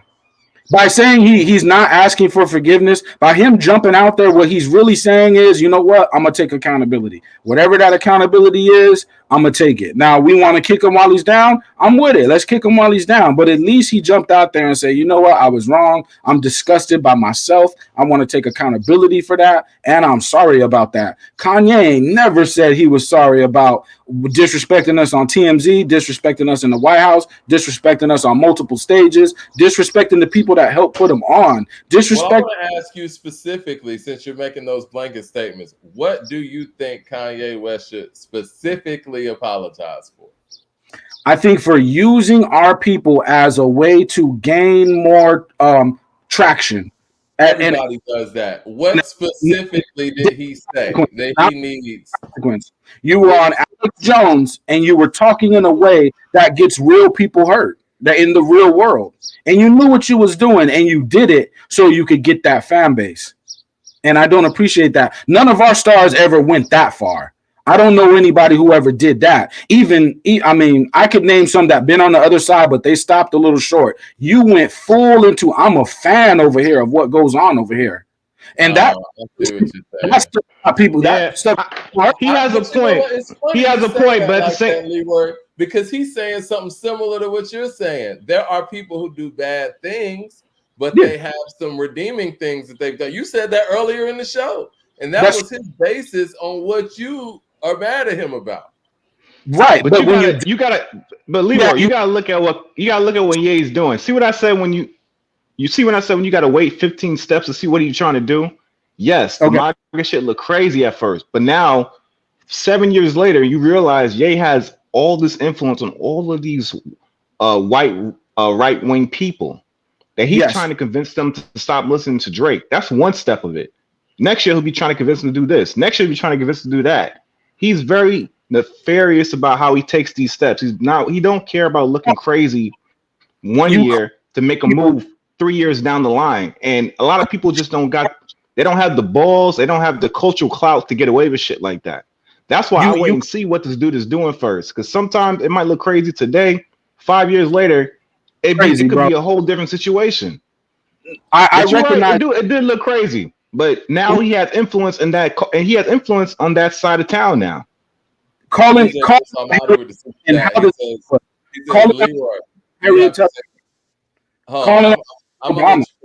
to the super chat real quick.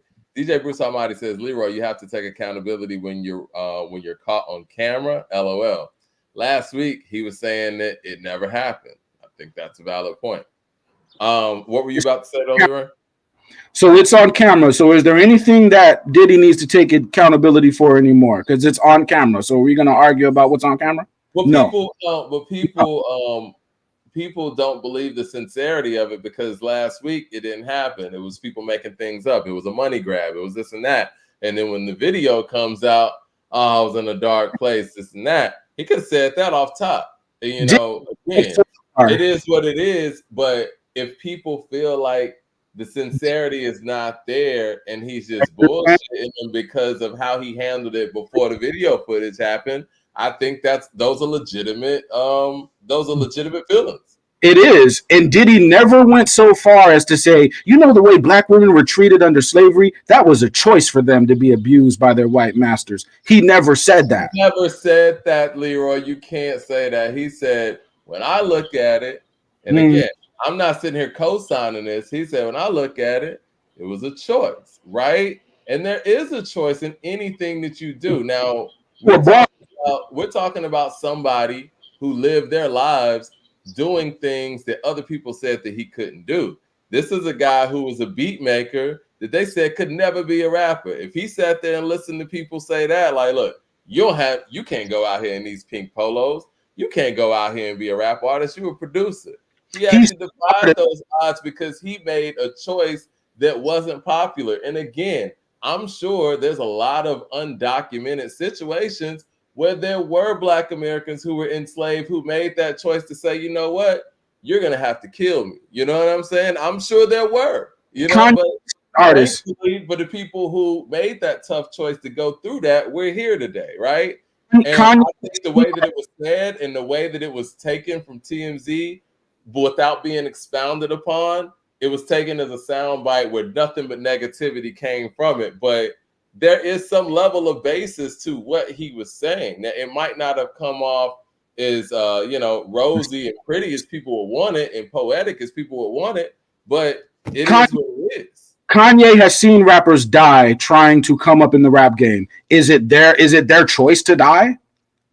Is it their choice? Thing, bro. All right, I'll tell you a choice. How about let's break this down. Kanye had a tour called Yeezus, right? He named his tour Yeezus. This dude, hold on, Leroy. This dude went on a stage, ranted about white corporate people for 30 minutes during a concert. 30 minutes. Then went back to doing music. By the end of the concert, he took off his mask that he'd been wearing the whole damn concert and bowed down to white Jesus. Now, I want you to take all of that into your mood board and try to make sense of that shit. Of course he did that. Of course he did. But what I'm saying is there's levels to everything, right? And Kanye knows that because of circumstances, some people, like, if he's met artists, like he met Big Sean didn't have a big budget to be a big star. So is it Big Sean's choice to not have a big budget? Or was it his circumstances that he came from in Detroit didn't allow him the privileges? So he knows. Wait a minute. What? The slaves are held at gunpoint. So is it their choice that they were slaves, or is it gunpoint that made them slow down because they're at gunpoint? So we got to be real. I think in any situation you're in, or you want to talk about Big Sean and him being an artist or whatnot, or artists signing contracts, you do have a choice. You have a choice to say, you know what, I'm going to sign this contract, or I'm not going to sign this contract. Now, granted, in an enslaving situation, that's an extreme case. But even in that impossible situation, no one's saying anybody's, and I guess the way he said it in the tone was awful and it was off. But no one's saying that those tough decisions are easy ones to make, but it's still a decision to some degree. Now, granted, some people were like, you know what, I'm gonna be strong enough for my family and maybe we can survive this and get through this. And eventually we did. But I'm sure that there were some people who were enslaved and said, nah, I'm not doing this. You're gonna have to just throw me overboard. You know what I mean? Right. And I hate to be the guy because in the chat, everyone says Ron always switch topics. I'm really not trying to switch topics. I'm really not. This is a great conversation. I want to take us back to some music. I really do. And I want to Ron over there asleep. I want to give Ye a proper form. I want to do it on one of these other shows where we can really go into all the multi-layers of Ye, go through his catalog. I ain't trying to switch the topics, but can we go to some music? Because Mike, you put up a post the other day. You have 4 albums in the picture, and I just want to, kind of go on that conversation a little bit. Can we do that for a second, fellas? We got some heated stuff. Nobody talk about no music. Let's do it. Well, let me get this. Bruce Almighty said, "Me personally, I think that slavery was a choice, and we're post kneeling. We're post kneeling was born taken out of the context. Oh, and we're past kneeling was taken out of context. Jay was literally saying, let's put in some work. If that's how you took it, listen, I don't really have much of a problem with Jay saying, this is my thing. I think we're past kneeling, y'all. When you say we are past that, I don't think that you're in a position to speak for the whole collective. You can say, I'm past that, and I want to do this deal with the NFL.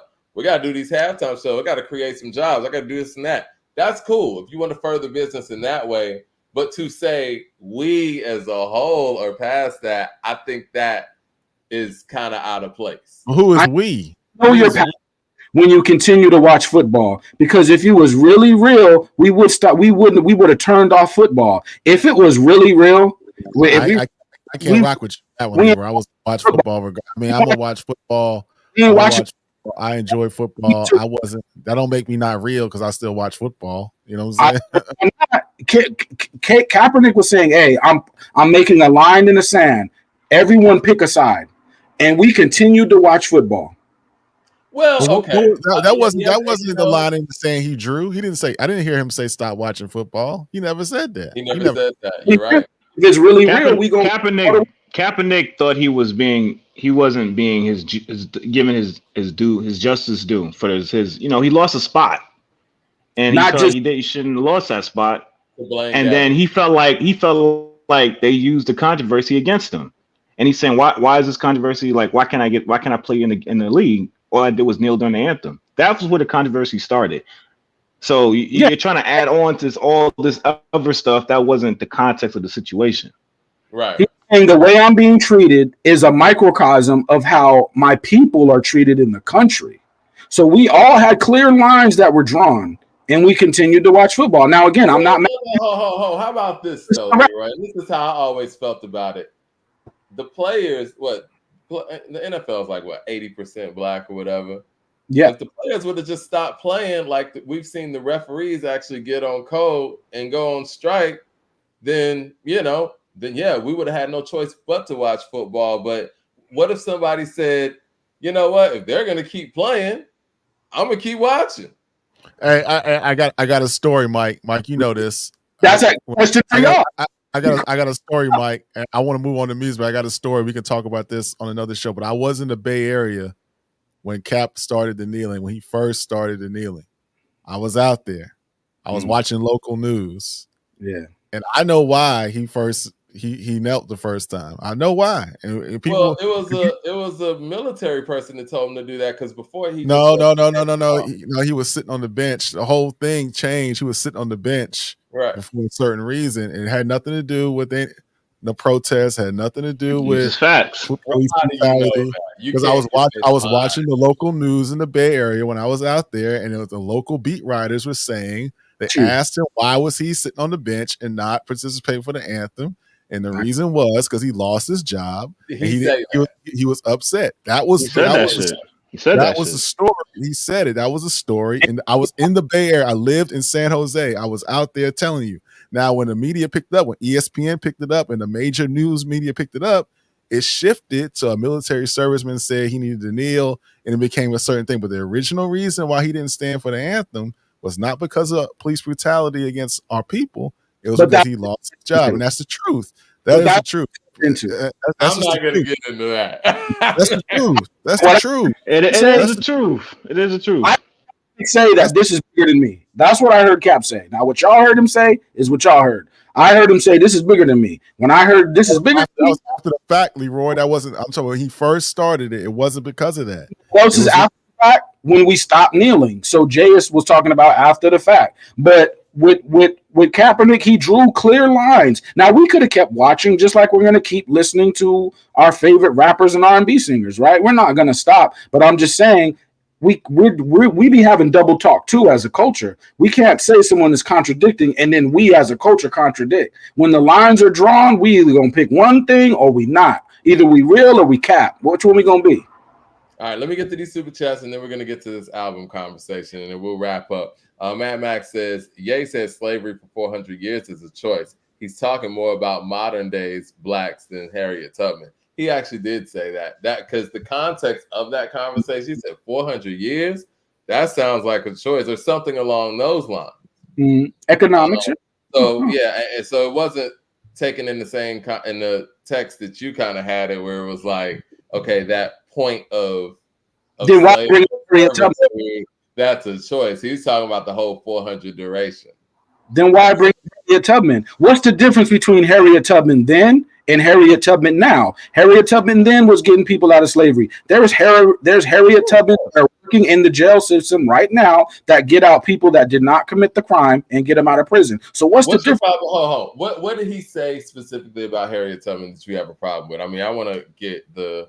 My thing is this. When you mention Harriet's name, if you do not mention it in a positive context, I believe you are working against my culture because you did not mention her name positively. You said that she sold us out right back into slavery. Excuse me, sir. What she actually did was create a way for people to get out of slavery. So first you need to know what you're talking about before you say she did something she didn't do. I agree with that, and I think that there is a level of responsibility and clarity. As I'll go back to what I said about Kendrick Lamar, you have to really clarify some of the things you're saying. I think that the interpretation that I got from it was the fact that he's saying that you freed them from one plantation, and then in the workforce got to another one, in the north, in the factories or whatever. But again, I agree. If you're vague about those things, people's imaginations can run wild. So you got to be very specific. And we ended up back on the plantation. and we were still picking cotton. Picking cotton for what? Picking cotton for a worldwide fashion trade as well as a gold and sugar trade. But that fashion trade became the European market for high design fashion. Well, Kanye, what is the main thing you have been pumping? What's the main cotton you've been pumping to us? Louis Vuitton, Dolce and Gabbana, Balenciaga, every name brand cotton you could put on us is what you've been selling us that we was dying for. So Joe Young with the super chat says Puff is a fraud. You have to own up to it. He is he's worse than Ray Rice. Doing her like beating her that's not acceptable. He said it never happened. You a lie. Time to get you out of that way, Puffy. Get you out of the way, Puffy. Good show. Thanks, Joe Young. Appreciate it. Bruce Almighty, DJ Bruce Almighty said, kneeling was to bring attention to an issue. Now that they've got it, what's next? That was his point. Right. Okay. Mad Max in the super chat says, and I hate Ye, by the way, but we're not doing him like that, Leroy. Ye is just MK Ultra mind control pawn. He's a gesture, aka a clown. He says stuff because he's a reality comedian. Some of it is true, most of it's a joke. I got it. Okay. Okay. Hey, he do be trolling the Kings, man. He be playing in their face. I'm surprised he get away with some of that shit. He be playing in their face. Wants to move on because Mike was talking to me.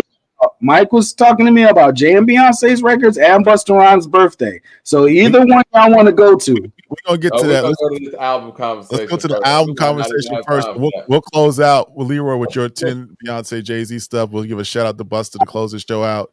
And we'll just do it like that. But let's get into this. When Mike posted the other day, he asked a question: what's the best album in this picture? It's a good question. It's a great question. It's a great question. So John, let's start. Let's not start with you. I already know what you're gonna say, Leroy. What's really? You know what I'm gonna say? You know what I'm gonna say? Since when? Know what Leroy gonna say?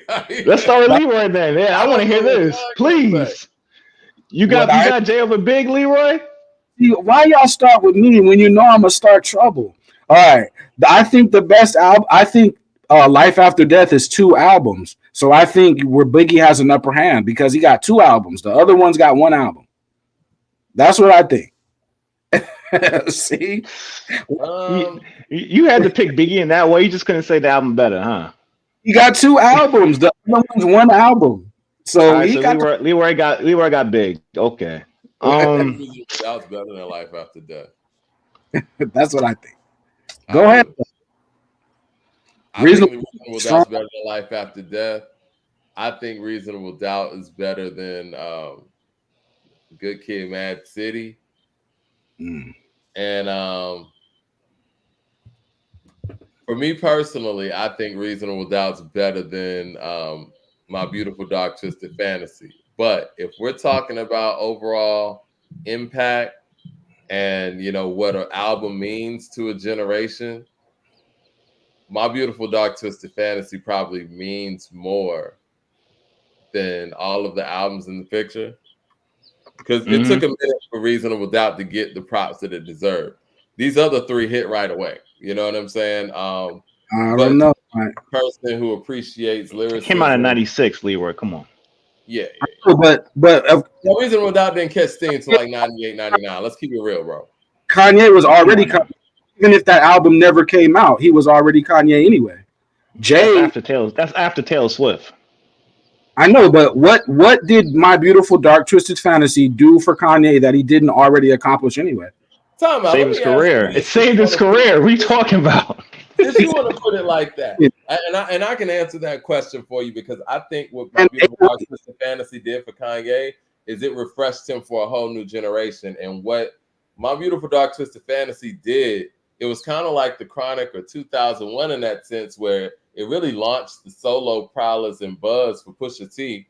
It kind of put Kid Cudi on another magnified level as well, and it gave Nicki a great start with Monster. It actually helped Rick Ross a lot with his verse on Devil in the New Dress. Yeah. It did a lot for a lot of people. And Saha was even able to get some burn off of that as well. But Mike, how do you think Pusha T looks at Reasonable Doubt? You think Pusha T don't look at Reasonable Doubt as the Mona Lisa of hustling rap? He's a dope boy rapper though. So yeah, I mean, I think people who make music in the vein that Kanye makes it do the same thing with My Beautiful Dark Twisted Fantasy. But to your other point, I think that, what do you think Jay's career looks like without Reasonable Doubt? Let's just say that Volume 1 happens and Volume 2 happens, and then Volume 3 happens. I think Jay gets to where he gets to if Reasonable Doubt, I mean, sonically doesn't exist. Is that wrong to say? No, not at all. I think Reasonable Doubt's his best album. We didn't know Reasonable Doubt was out, so Reasonable Doubt technically don't count because we thought Volume 1 was his debut album, right? Then we found out otherwise, and we went back. But initially, we thought Volume 1 was the debut. So Reasonable Doubt don't make a difference anyway. It does make a difference because people went back to Reasonable Doubt. There's a reason for that. Some of his best music is on that album. There's a reason for that. Volume 1, Volume 2, Volume 3 has not aged the best. Yo, we got any mods in here tonight? I'm trying to get this Chris guy out disrespecting my guy Mad Max, man, but something's not. I can't. We got Kevin in here, man. The spam is crazy. He got a super spam account because I can't delete these comments, man. This is crazy. Ooh, this man got emails. Shout out to my guy Mad Max, man. Don't be disrespecting Mad Max. You can disagree with my brother, but don't disrespect my dude. I think My Beautiful Twisted Fantasy was a hip pop album, which you make when you have an unlimited budget. Like you make your Thriller. You're such a hater of Kanye. Yeah, some hate. Hip hop. You had RZA in the studio. That ain't no hip hop. It was College Dropout record. It was College Dropout. He had like Dropout either. I never knew you were such a Ye hater, Leroy. This is new. What did I say that's hating? I mean, it was his big stadium album it was his Thriller. Was it not his Thriller? It's a hip. His Thriller is Graduation. That's not his Thriller. Okay, exactly. whatever. I took it as Kanye exhausting all of his commercial potential into one big, like every song stadium music, right? So I'm taking it as that because that's what he presented it as it being to me.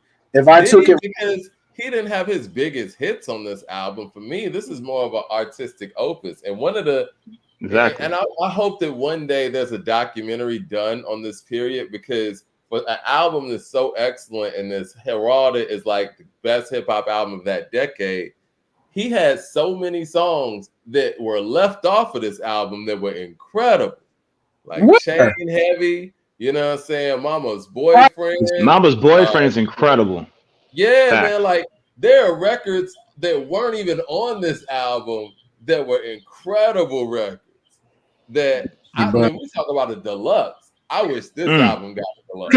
We're comparing a Jay-Z that was still on the corner when his album came out to a Kanye West that was at the highest level. Like, make no mistake about it. In '96, Jay was still in the street. Kanye and compared to Volume 3, then Kanye. We can, but I think that wouldn't be fair. It wouldn't be fair to Jay. Right. I think Jay's version of My Beautiful Dark Twisted Fantasy is Watch the Throne because you get the same guy. And when no. Yeah, I wouldn't even say that's Jay's version. Kanye gave him a My Beautiful Dark Twisted Fantasy Part 2 and let him along. He brought him along for the ride, is what happened. He out-rapped him a lot. He out-rapped him a lot on that. I don't think that's the album you want to bring up. How you Jay something he already knows how to do? What you gonna give Jay? How to rap? How to make better music. That's why Jay has producers. Can I pick my album real quick? Can I pick my album real quick, guys? Because I didn't get a chance to cook. Let me pull the albums back up so I can make my decision real quick. He out-rapped Jay on Watch the Throne. I didn't hear that. I'm gonna pick out of these four. Y'all gonna be surprised. Y'all gonna be surprised about this. Are we? I'm gonna pick Good Kid, Mad City. No, you're not. I'm just fucking around with y'all. Yeah, he's trying to break the tie. I'm not there. You thought I was gonna jump on that bandwagon with you? No. I'm gonna pick. I'm torn between Life After Death. Oh, this is tough, man. This is real tough. Yeah, It's unless tough. Kanye, Life, it's tough. I'm gonna pick Life After Death. I'm gonna pick and Life After Death. Kanye is a better rapper than Biggie. I don't know what y'all picking. Well, So It's not about just about the rapping though. The sonics on My Beautiful Dark Twisted Fantasy are incredible. and It's why? incredible. somebody in the chat said something about Kanye's rap skills. Rap skills are more than just bomb atomically, Socrates' philosophies and hypotheses. Like his rap skills are the ability to make people feel, be clever, be funny, be serious, and do all of these things at the same time. It's a skill to be able to do something like have a light-skinned friend look like Michael Jackson and a dark-skinned friend look like Michael Jackson. He has those skills that most MCs just don't have. He knows when the beat drops to go in there and say some when he get on and leave your ass for a white girl or 18 years. 18 years, you got one of your kids, got you for 18 years. Like that's a skill to be able to talk about serious topics in a lighthearted way and in a humorous way and in a catchy way.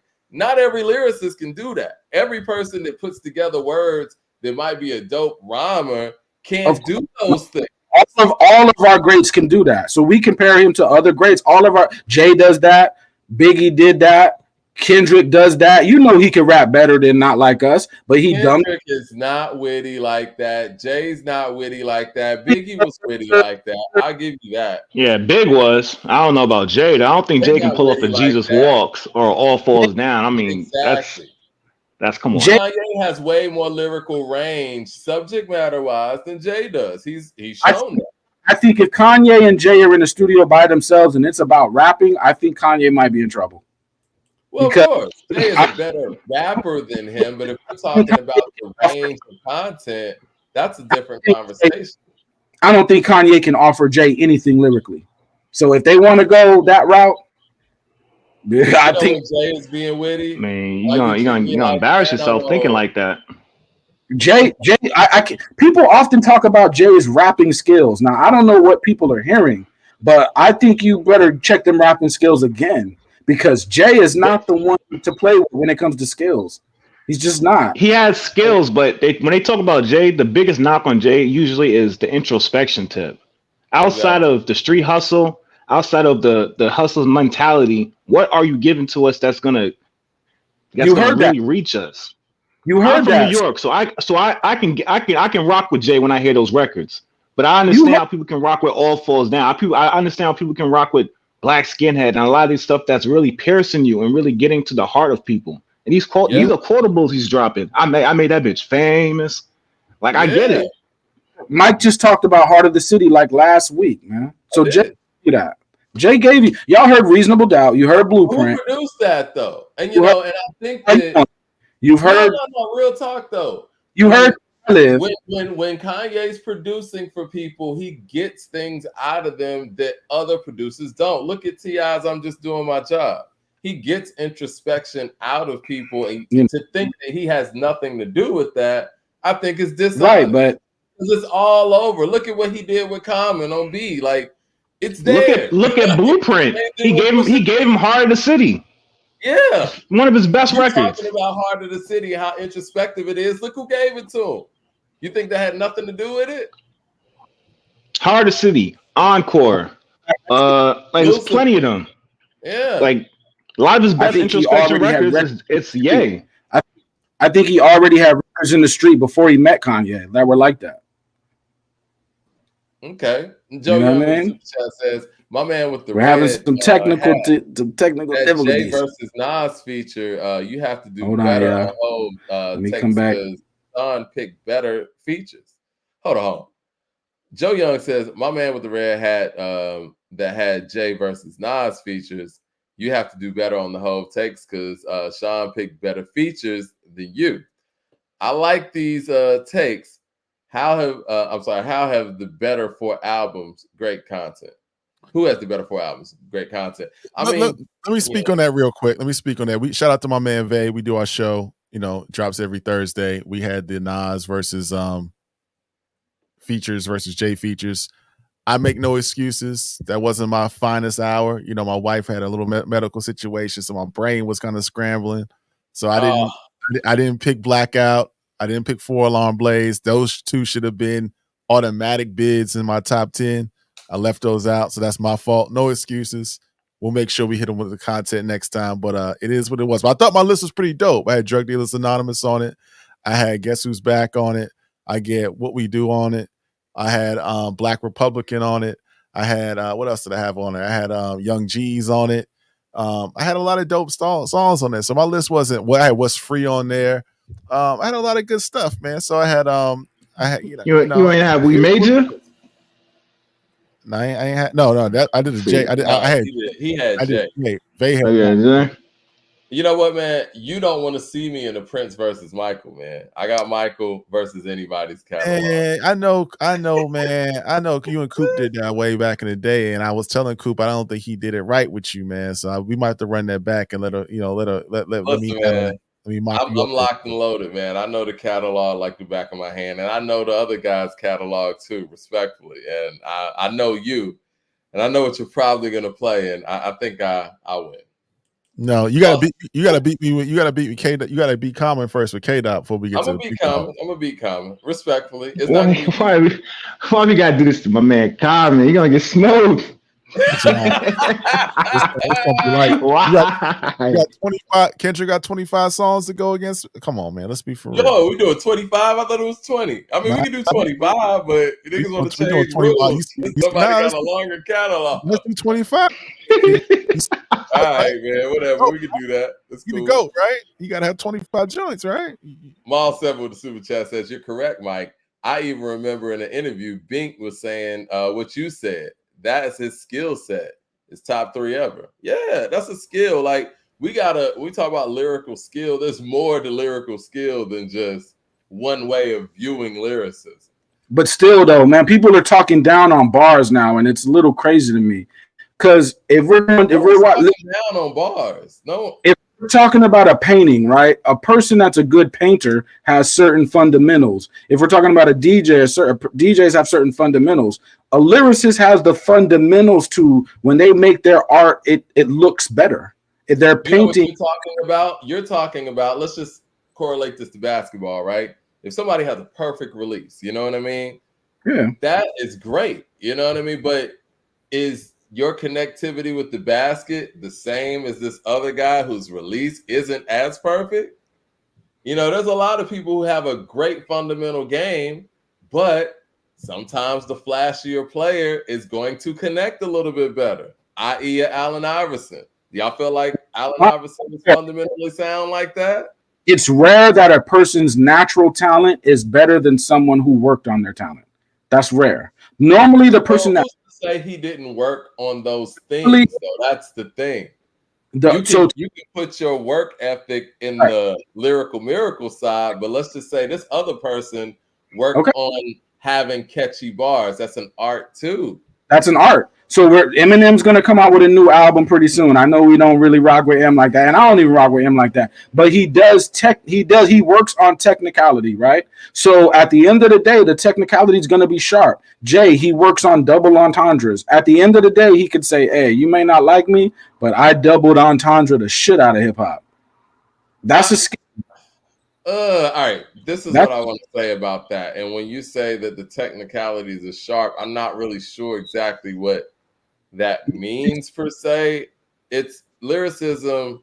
There's a connectivity that has to be had there where if you're a great lyricist, people kind of have to understand what you're coming across with. I think that's what Andre 3000 was really, really great at. He might not have been the most lyrical rapper ever, but he was deep enough, but on the surface enough where everybody was able to understand what he was doing, and that made him even more dope.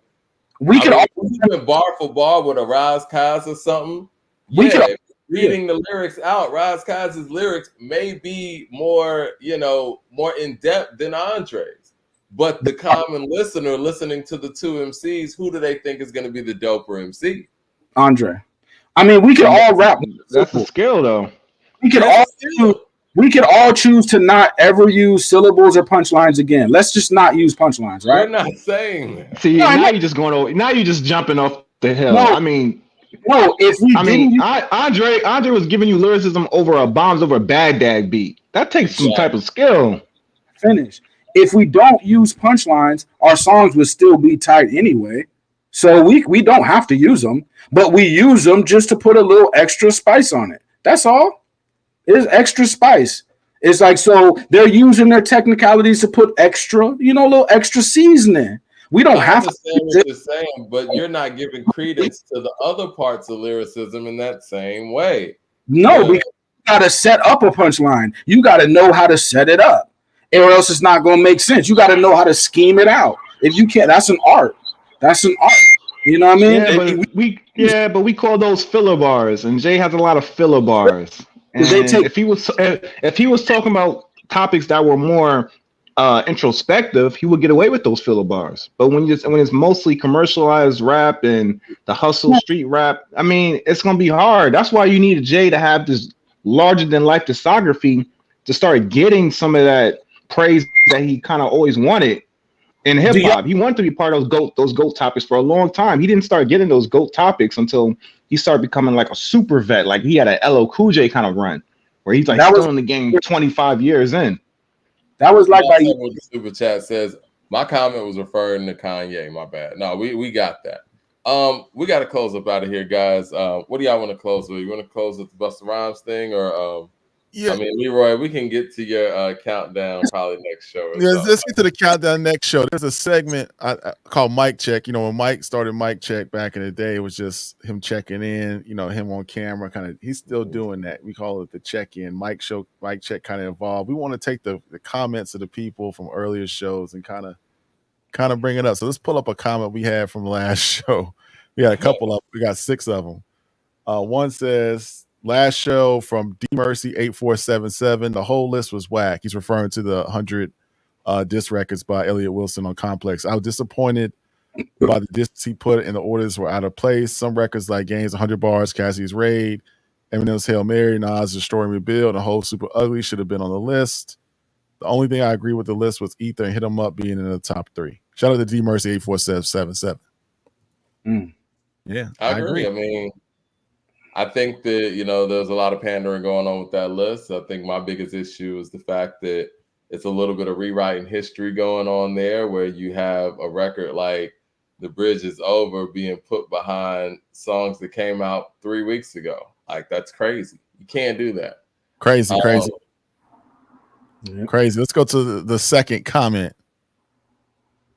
Rappers are not afraid. This is from Idol Gray. Rappers are not afraid of the game. Going back and forth with game accomplishes nothing. What say you, Mike? I think that's a cop-out. What do you mean going back and forth with the game accomplishes nothing? That sounds like you're afraid. You know what I'm saying? Like, how do you decipher when, okay, this person is quote unquote not worth battling, but let's just say in Eminem's perspective, when Benzino says something, then shit, it's all gun blazing. That don't make sense to me. Yeah, don't make sense. Let's go to the third comment. What's the third comment? It's the super duper on the last show. RKOY2J2792 says the guy dissing the Lupe song can't come on for a while. LOL. Song was fire. What do you say about Lupe? What do you say about Lupe, man? Super Duke wasn't feeling it. He wasn't with the lyrical miracle. The song Samurai, he wasn't feeling it. I like Samurai. I like it. I think it got a little bounce. I fuck with it. Yeah, it was Lupe true to form. Like, you know what I'm saying? Kind of took you back to the Food and Liquor Lupe a little bit. I'm going to go with the home. Super duper got to check in on that, man, when you come on the show on Wednesday, brother. Let's go to the next comment. We got 2 more. What was that? No, it was number 4 or number 5? I think that was... Oh, number 4 from Robert Armstrong 9182. A question for A2HH. Talib Kweli and Madlib dropped a solid work Liberation 2. Been out a minute. Didn't hear or watch anything said about it. Well, that was because we didn't really have access to the album. That album was available on their platform that, just carries podcasts. And we've been looking for the album to be able to, sink our teeth in it and actually review it, but it was just hard to get access to it, to be perfectly honest. And last time I got a subscription to that platform, I mean, I ended up getting charged like, $80 over a course of time and didn't even cancel my shit. Crazy. Let's go we got two more left. Number 5. Dope topic. So someone wrote dope topic on the Jay-Z feature, Nas feature. DF Herbie 8814 didn't agree. He said it isn't really. Instead of talking about new drops, they focus on 20 plus dynamic between Jay and Nas. Shaking my head, they're killing the show.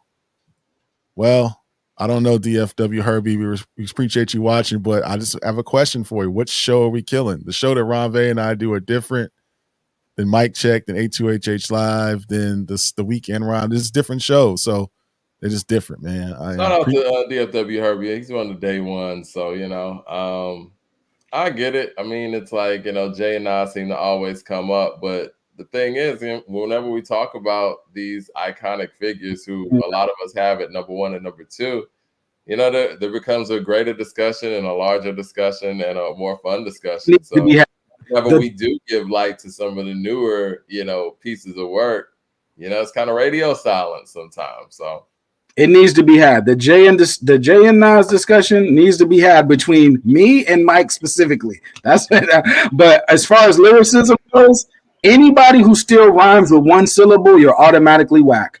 So that's how I'm taking your rhymes now. So everyone's saying that some rhymes could be simple. No.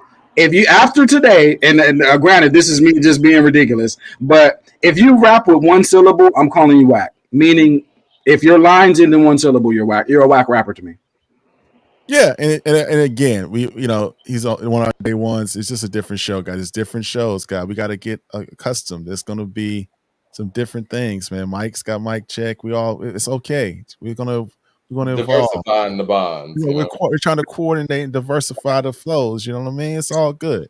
Last comment of the day before we get out of here. I think it's number 6. What we got? Ooh, keep the comments coming. For sure. Nas, this is from Busy B 1993. Nas features watches Jay's. It's not really close. People gonna say Jay had bigger hit features, but Jay features lyrically can't keep up with Nasty. Did y'all? I gave you life. What era did y'all live through? Because in my era, a Jay verse was shaking the culture. What era did you live through? I used to be of the mindset that Jay had better features, but looking back on it, Nas actually had the better features. And Jay had the more commercial features and flashy features, but he doesn't really have a verbal intercourse like that. I mean, Wu-Tang, moments, man, where he gets on an album that is some of the most. This is the thing. Nas has actually rapped with more lyrical MCs than Jay has on a feature level and has outshined some of those lyricists at the highest level. And I think that's what kind of puts him a little bit above. Jay did a whole album with Beanie Siegel, Kanye, and Jay Electronica. He did not do a whole album with Beanie Siegel. Stop the lies. That where did that come from? What the right? Where did that? What's the name of that album? Please, I want to listen to that. Yeah, on Dynasty versus does Beanie have on Dynasty? Did he do an album with Scarface too? Did I miss that too? Versus does Beanie Siegel have on Dynasty? Huh? How many verses does Beanie Siegel have on a Dynasty album? But see, you don't want to go down that road because Beanie Siegel out-rapped Jay on the Dynasty. He out-rapped. He out-rapped. He had a better flow than Jay. He had a better flow. He out-rapped Jay. And man, Leroy, you got to sit with that. Jay's a great rapper, but a lot of times he do features, he be playing with them features, man. He don't really be trying to put his foot in the track. I mean, you listen to he gave the features to Drake. He going bar for bar with Drake. We know he a way better rapper than Drake. He shouldn't be doing that. He be playing with them features. Who won that battle between Jay and Jay Electronica on that album? Who was kicking better bars? We're talking about Nas, man. Jay Electronica, respectfully, is not Nas. He's not. Jay Electronica is not Nas. No, come on now, come on. No, I love Exhibit C, but he's not Nas. Come on. Did I misspeak or something? Like, no, he's not. I think Jay Electronica on the same song with Nas, I think Jay Electronica holds his own very well. Very well. You got to show me because Kenny packed him up. Are you willing to sit here and tell me that Jay Electronica is Nas? He's the guy who made Illmatic. Shows you. Who made It Was Written. He's the guy who made I Gave You Power. Rewind. He's not Nas. Come on now. If Nas was on Control, I think Control would have hit different. Trust me. I don't think Nas is washing Jay Electronica, y'all. I'm sorry. What? Man, Kenny got Jay Electronica out of here. Stop it. Michael Williams with the super chat says Jay has filler bars. That's news to me. Bar for bar, there aren't many MCs who are as surgical as Jay. He's the king of entendre / wordplay. He's definitely the king of conversational MCing, I would say. But I mean, look, again, I came into this space having Jay ahead of Nas, but after further investigation and further work from Nas at this point in his career, he's definitely in the lead. And I think we all could say that Nas is the better lyricist than Jay, right? Let's just look at the storytelling alone. I can't say that. Jay's life is a story. Jay's life's a story. Where are his stories in the music, though, Leroy? His life is. Give me his 5 best storytelling songs. Let's do that. I think his life is the story. Song cry, song cry, song cry, song cry, song cry. American Gangster follows a story from a person that steps out into the street, becomes a gangster, and lives the gangster life. So track have storytelling songs. So I think the Evils is a storytelling song. Song Cry is a storytelling song. Man, those are bits and pieces of stories. And I think Jay's life is a story. I think Jay's life is a story of someone who comes from the block and takes over the corporate music world. That's a story. That is not a story record. A story record is Biggie's yeah. Like it's more than one way to tell a story. Everybody got a story. Volume 1 is not a story. Volume 2 is not a story. Volume 3, none of the story. You're trying to make albums a story. Where's his storytelling song? Meet the Parents. That's a storytelling song. Is that a story? That's a storytelling song. And finally, story. Yeah. But we're not gonna act like Jay got like a whole record of warnings on his. That's not one of those are stories. No, that's not a story. That's the storyteller that Big was. Meet the Parents is not a story. American Gangster, Pray is not a story. What we could go of age 2 is not a story. What are we talking about? You're naming some, but you're making my point. These storytelling songs aren't high level. The second level of the Evils is a storytelling verse. It just is. Again, he has verses here and there, and these are bits and pieces of songs. It's not like I Gave You Power, where you're able to tell a story in 3 verses and have the hook connect with that. It's different. What you mean? What's the Evils? The hooks don't connect with the themes in the Evils? It's one verse that's a story. The other parts are just bits and pieces of it. Again, it's an incredible song, but if we're talking about storytelling, it's not even a conversation. Jay's in the top 10 storyteller in this genre. Nas does better with double entendres than Jay? No. Friend of foe, Mike. Friend of foe, Mike. Storytelling or double entendres? I hold higher as to be able to convey the music in a number of ways, which comes across. Is Friend of Foe a storytelling record or not? If Nas was doing double entendres, I promise you we would salute him. I give it to him. I give Friend of Foe. Yeah, Friend of Foe. Again, are we holding double entendres higher than storytelling? I don't think so. Why not? Because we're not. This is hip hop, man. Because you have to hold. You're holding a pen. You say narrative is not more than entendres? Come on. Exactly. Man. Come on, man. Get out of here, man. Like, come on. Stop. He didn't do one entendre. He did about 1,000. So, we're not talking about 1 or 2 here. Jay Capin is just crazy. We're gonna have to get out of here.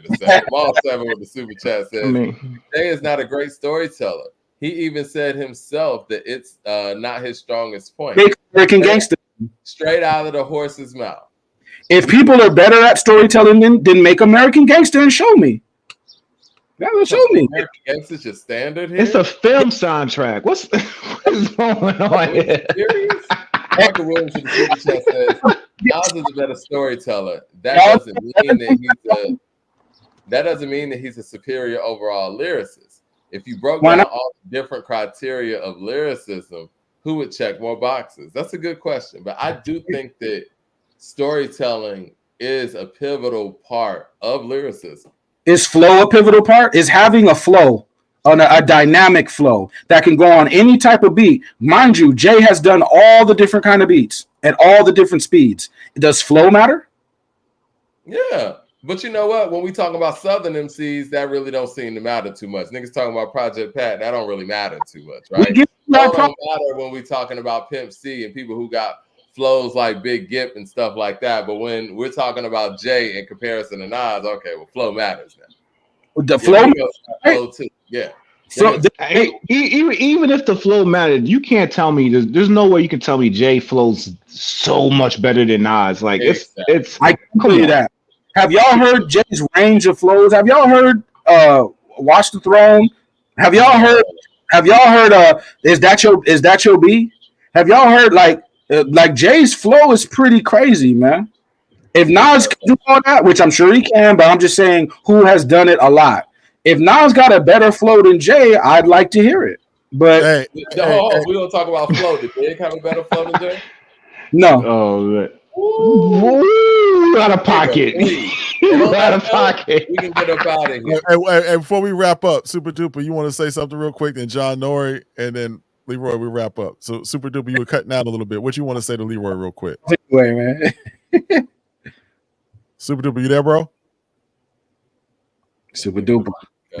His connection might be tripping. John Nori, what you want to end on with it, bro? Hey, this is a great topic. Respect to Nas. Leroy, put your cape on for Jay. I gotta respect it, man. Hey, Jay gotta send you one of them letters, man. You gotta get out there to that brunch, man. You doing God's work out here. Leroy, would you have taken the 500,000 of the dinner, man? Which one? He taking that dinner and he bringing notes.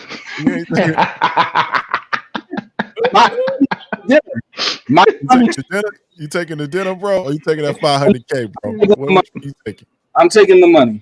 But I mean, you going to that dinner with a throwback jersey on. You wearing a throwback jersey with your fetid on the side for Jay that night. You're not taking that 500,000. I'll take it. You taking money. Come on now. Now you got to meet your goat. Yeah. Yo, John Nori, man, you got the direct line now, brother. So we appreciate you, man. Appreciate you, John. Man. It was good fun. I'll see you on the next one. No doubt.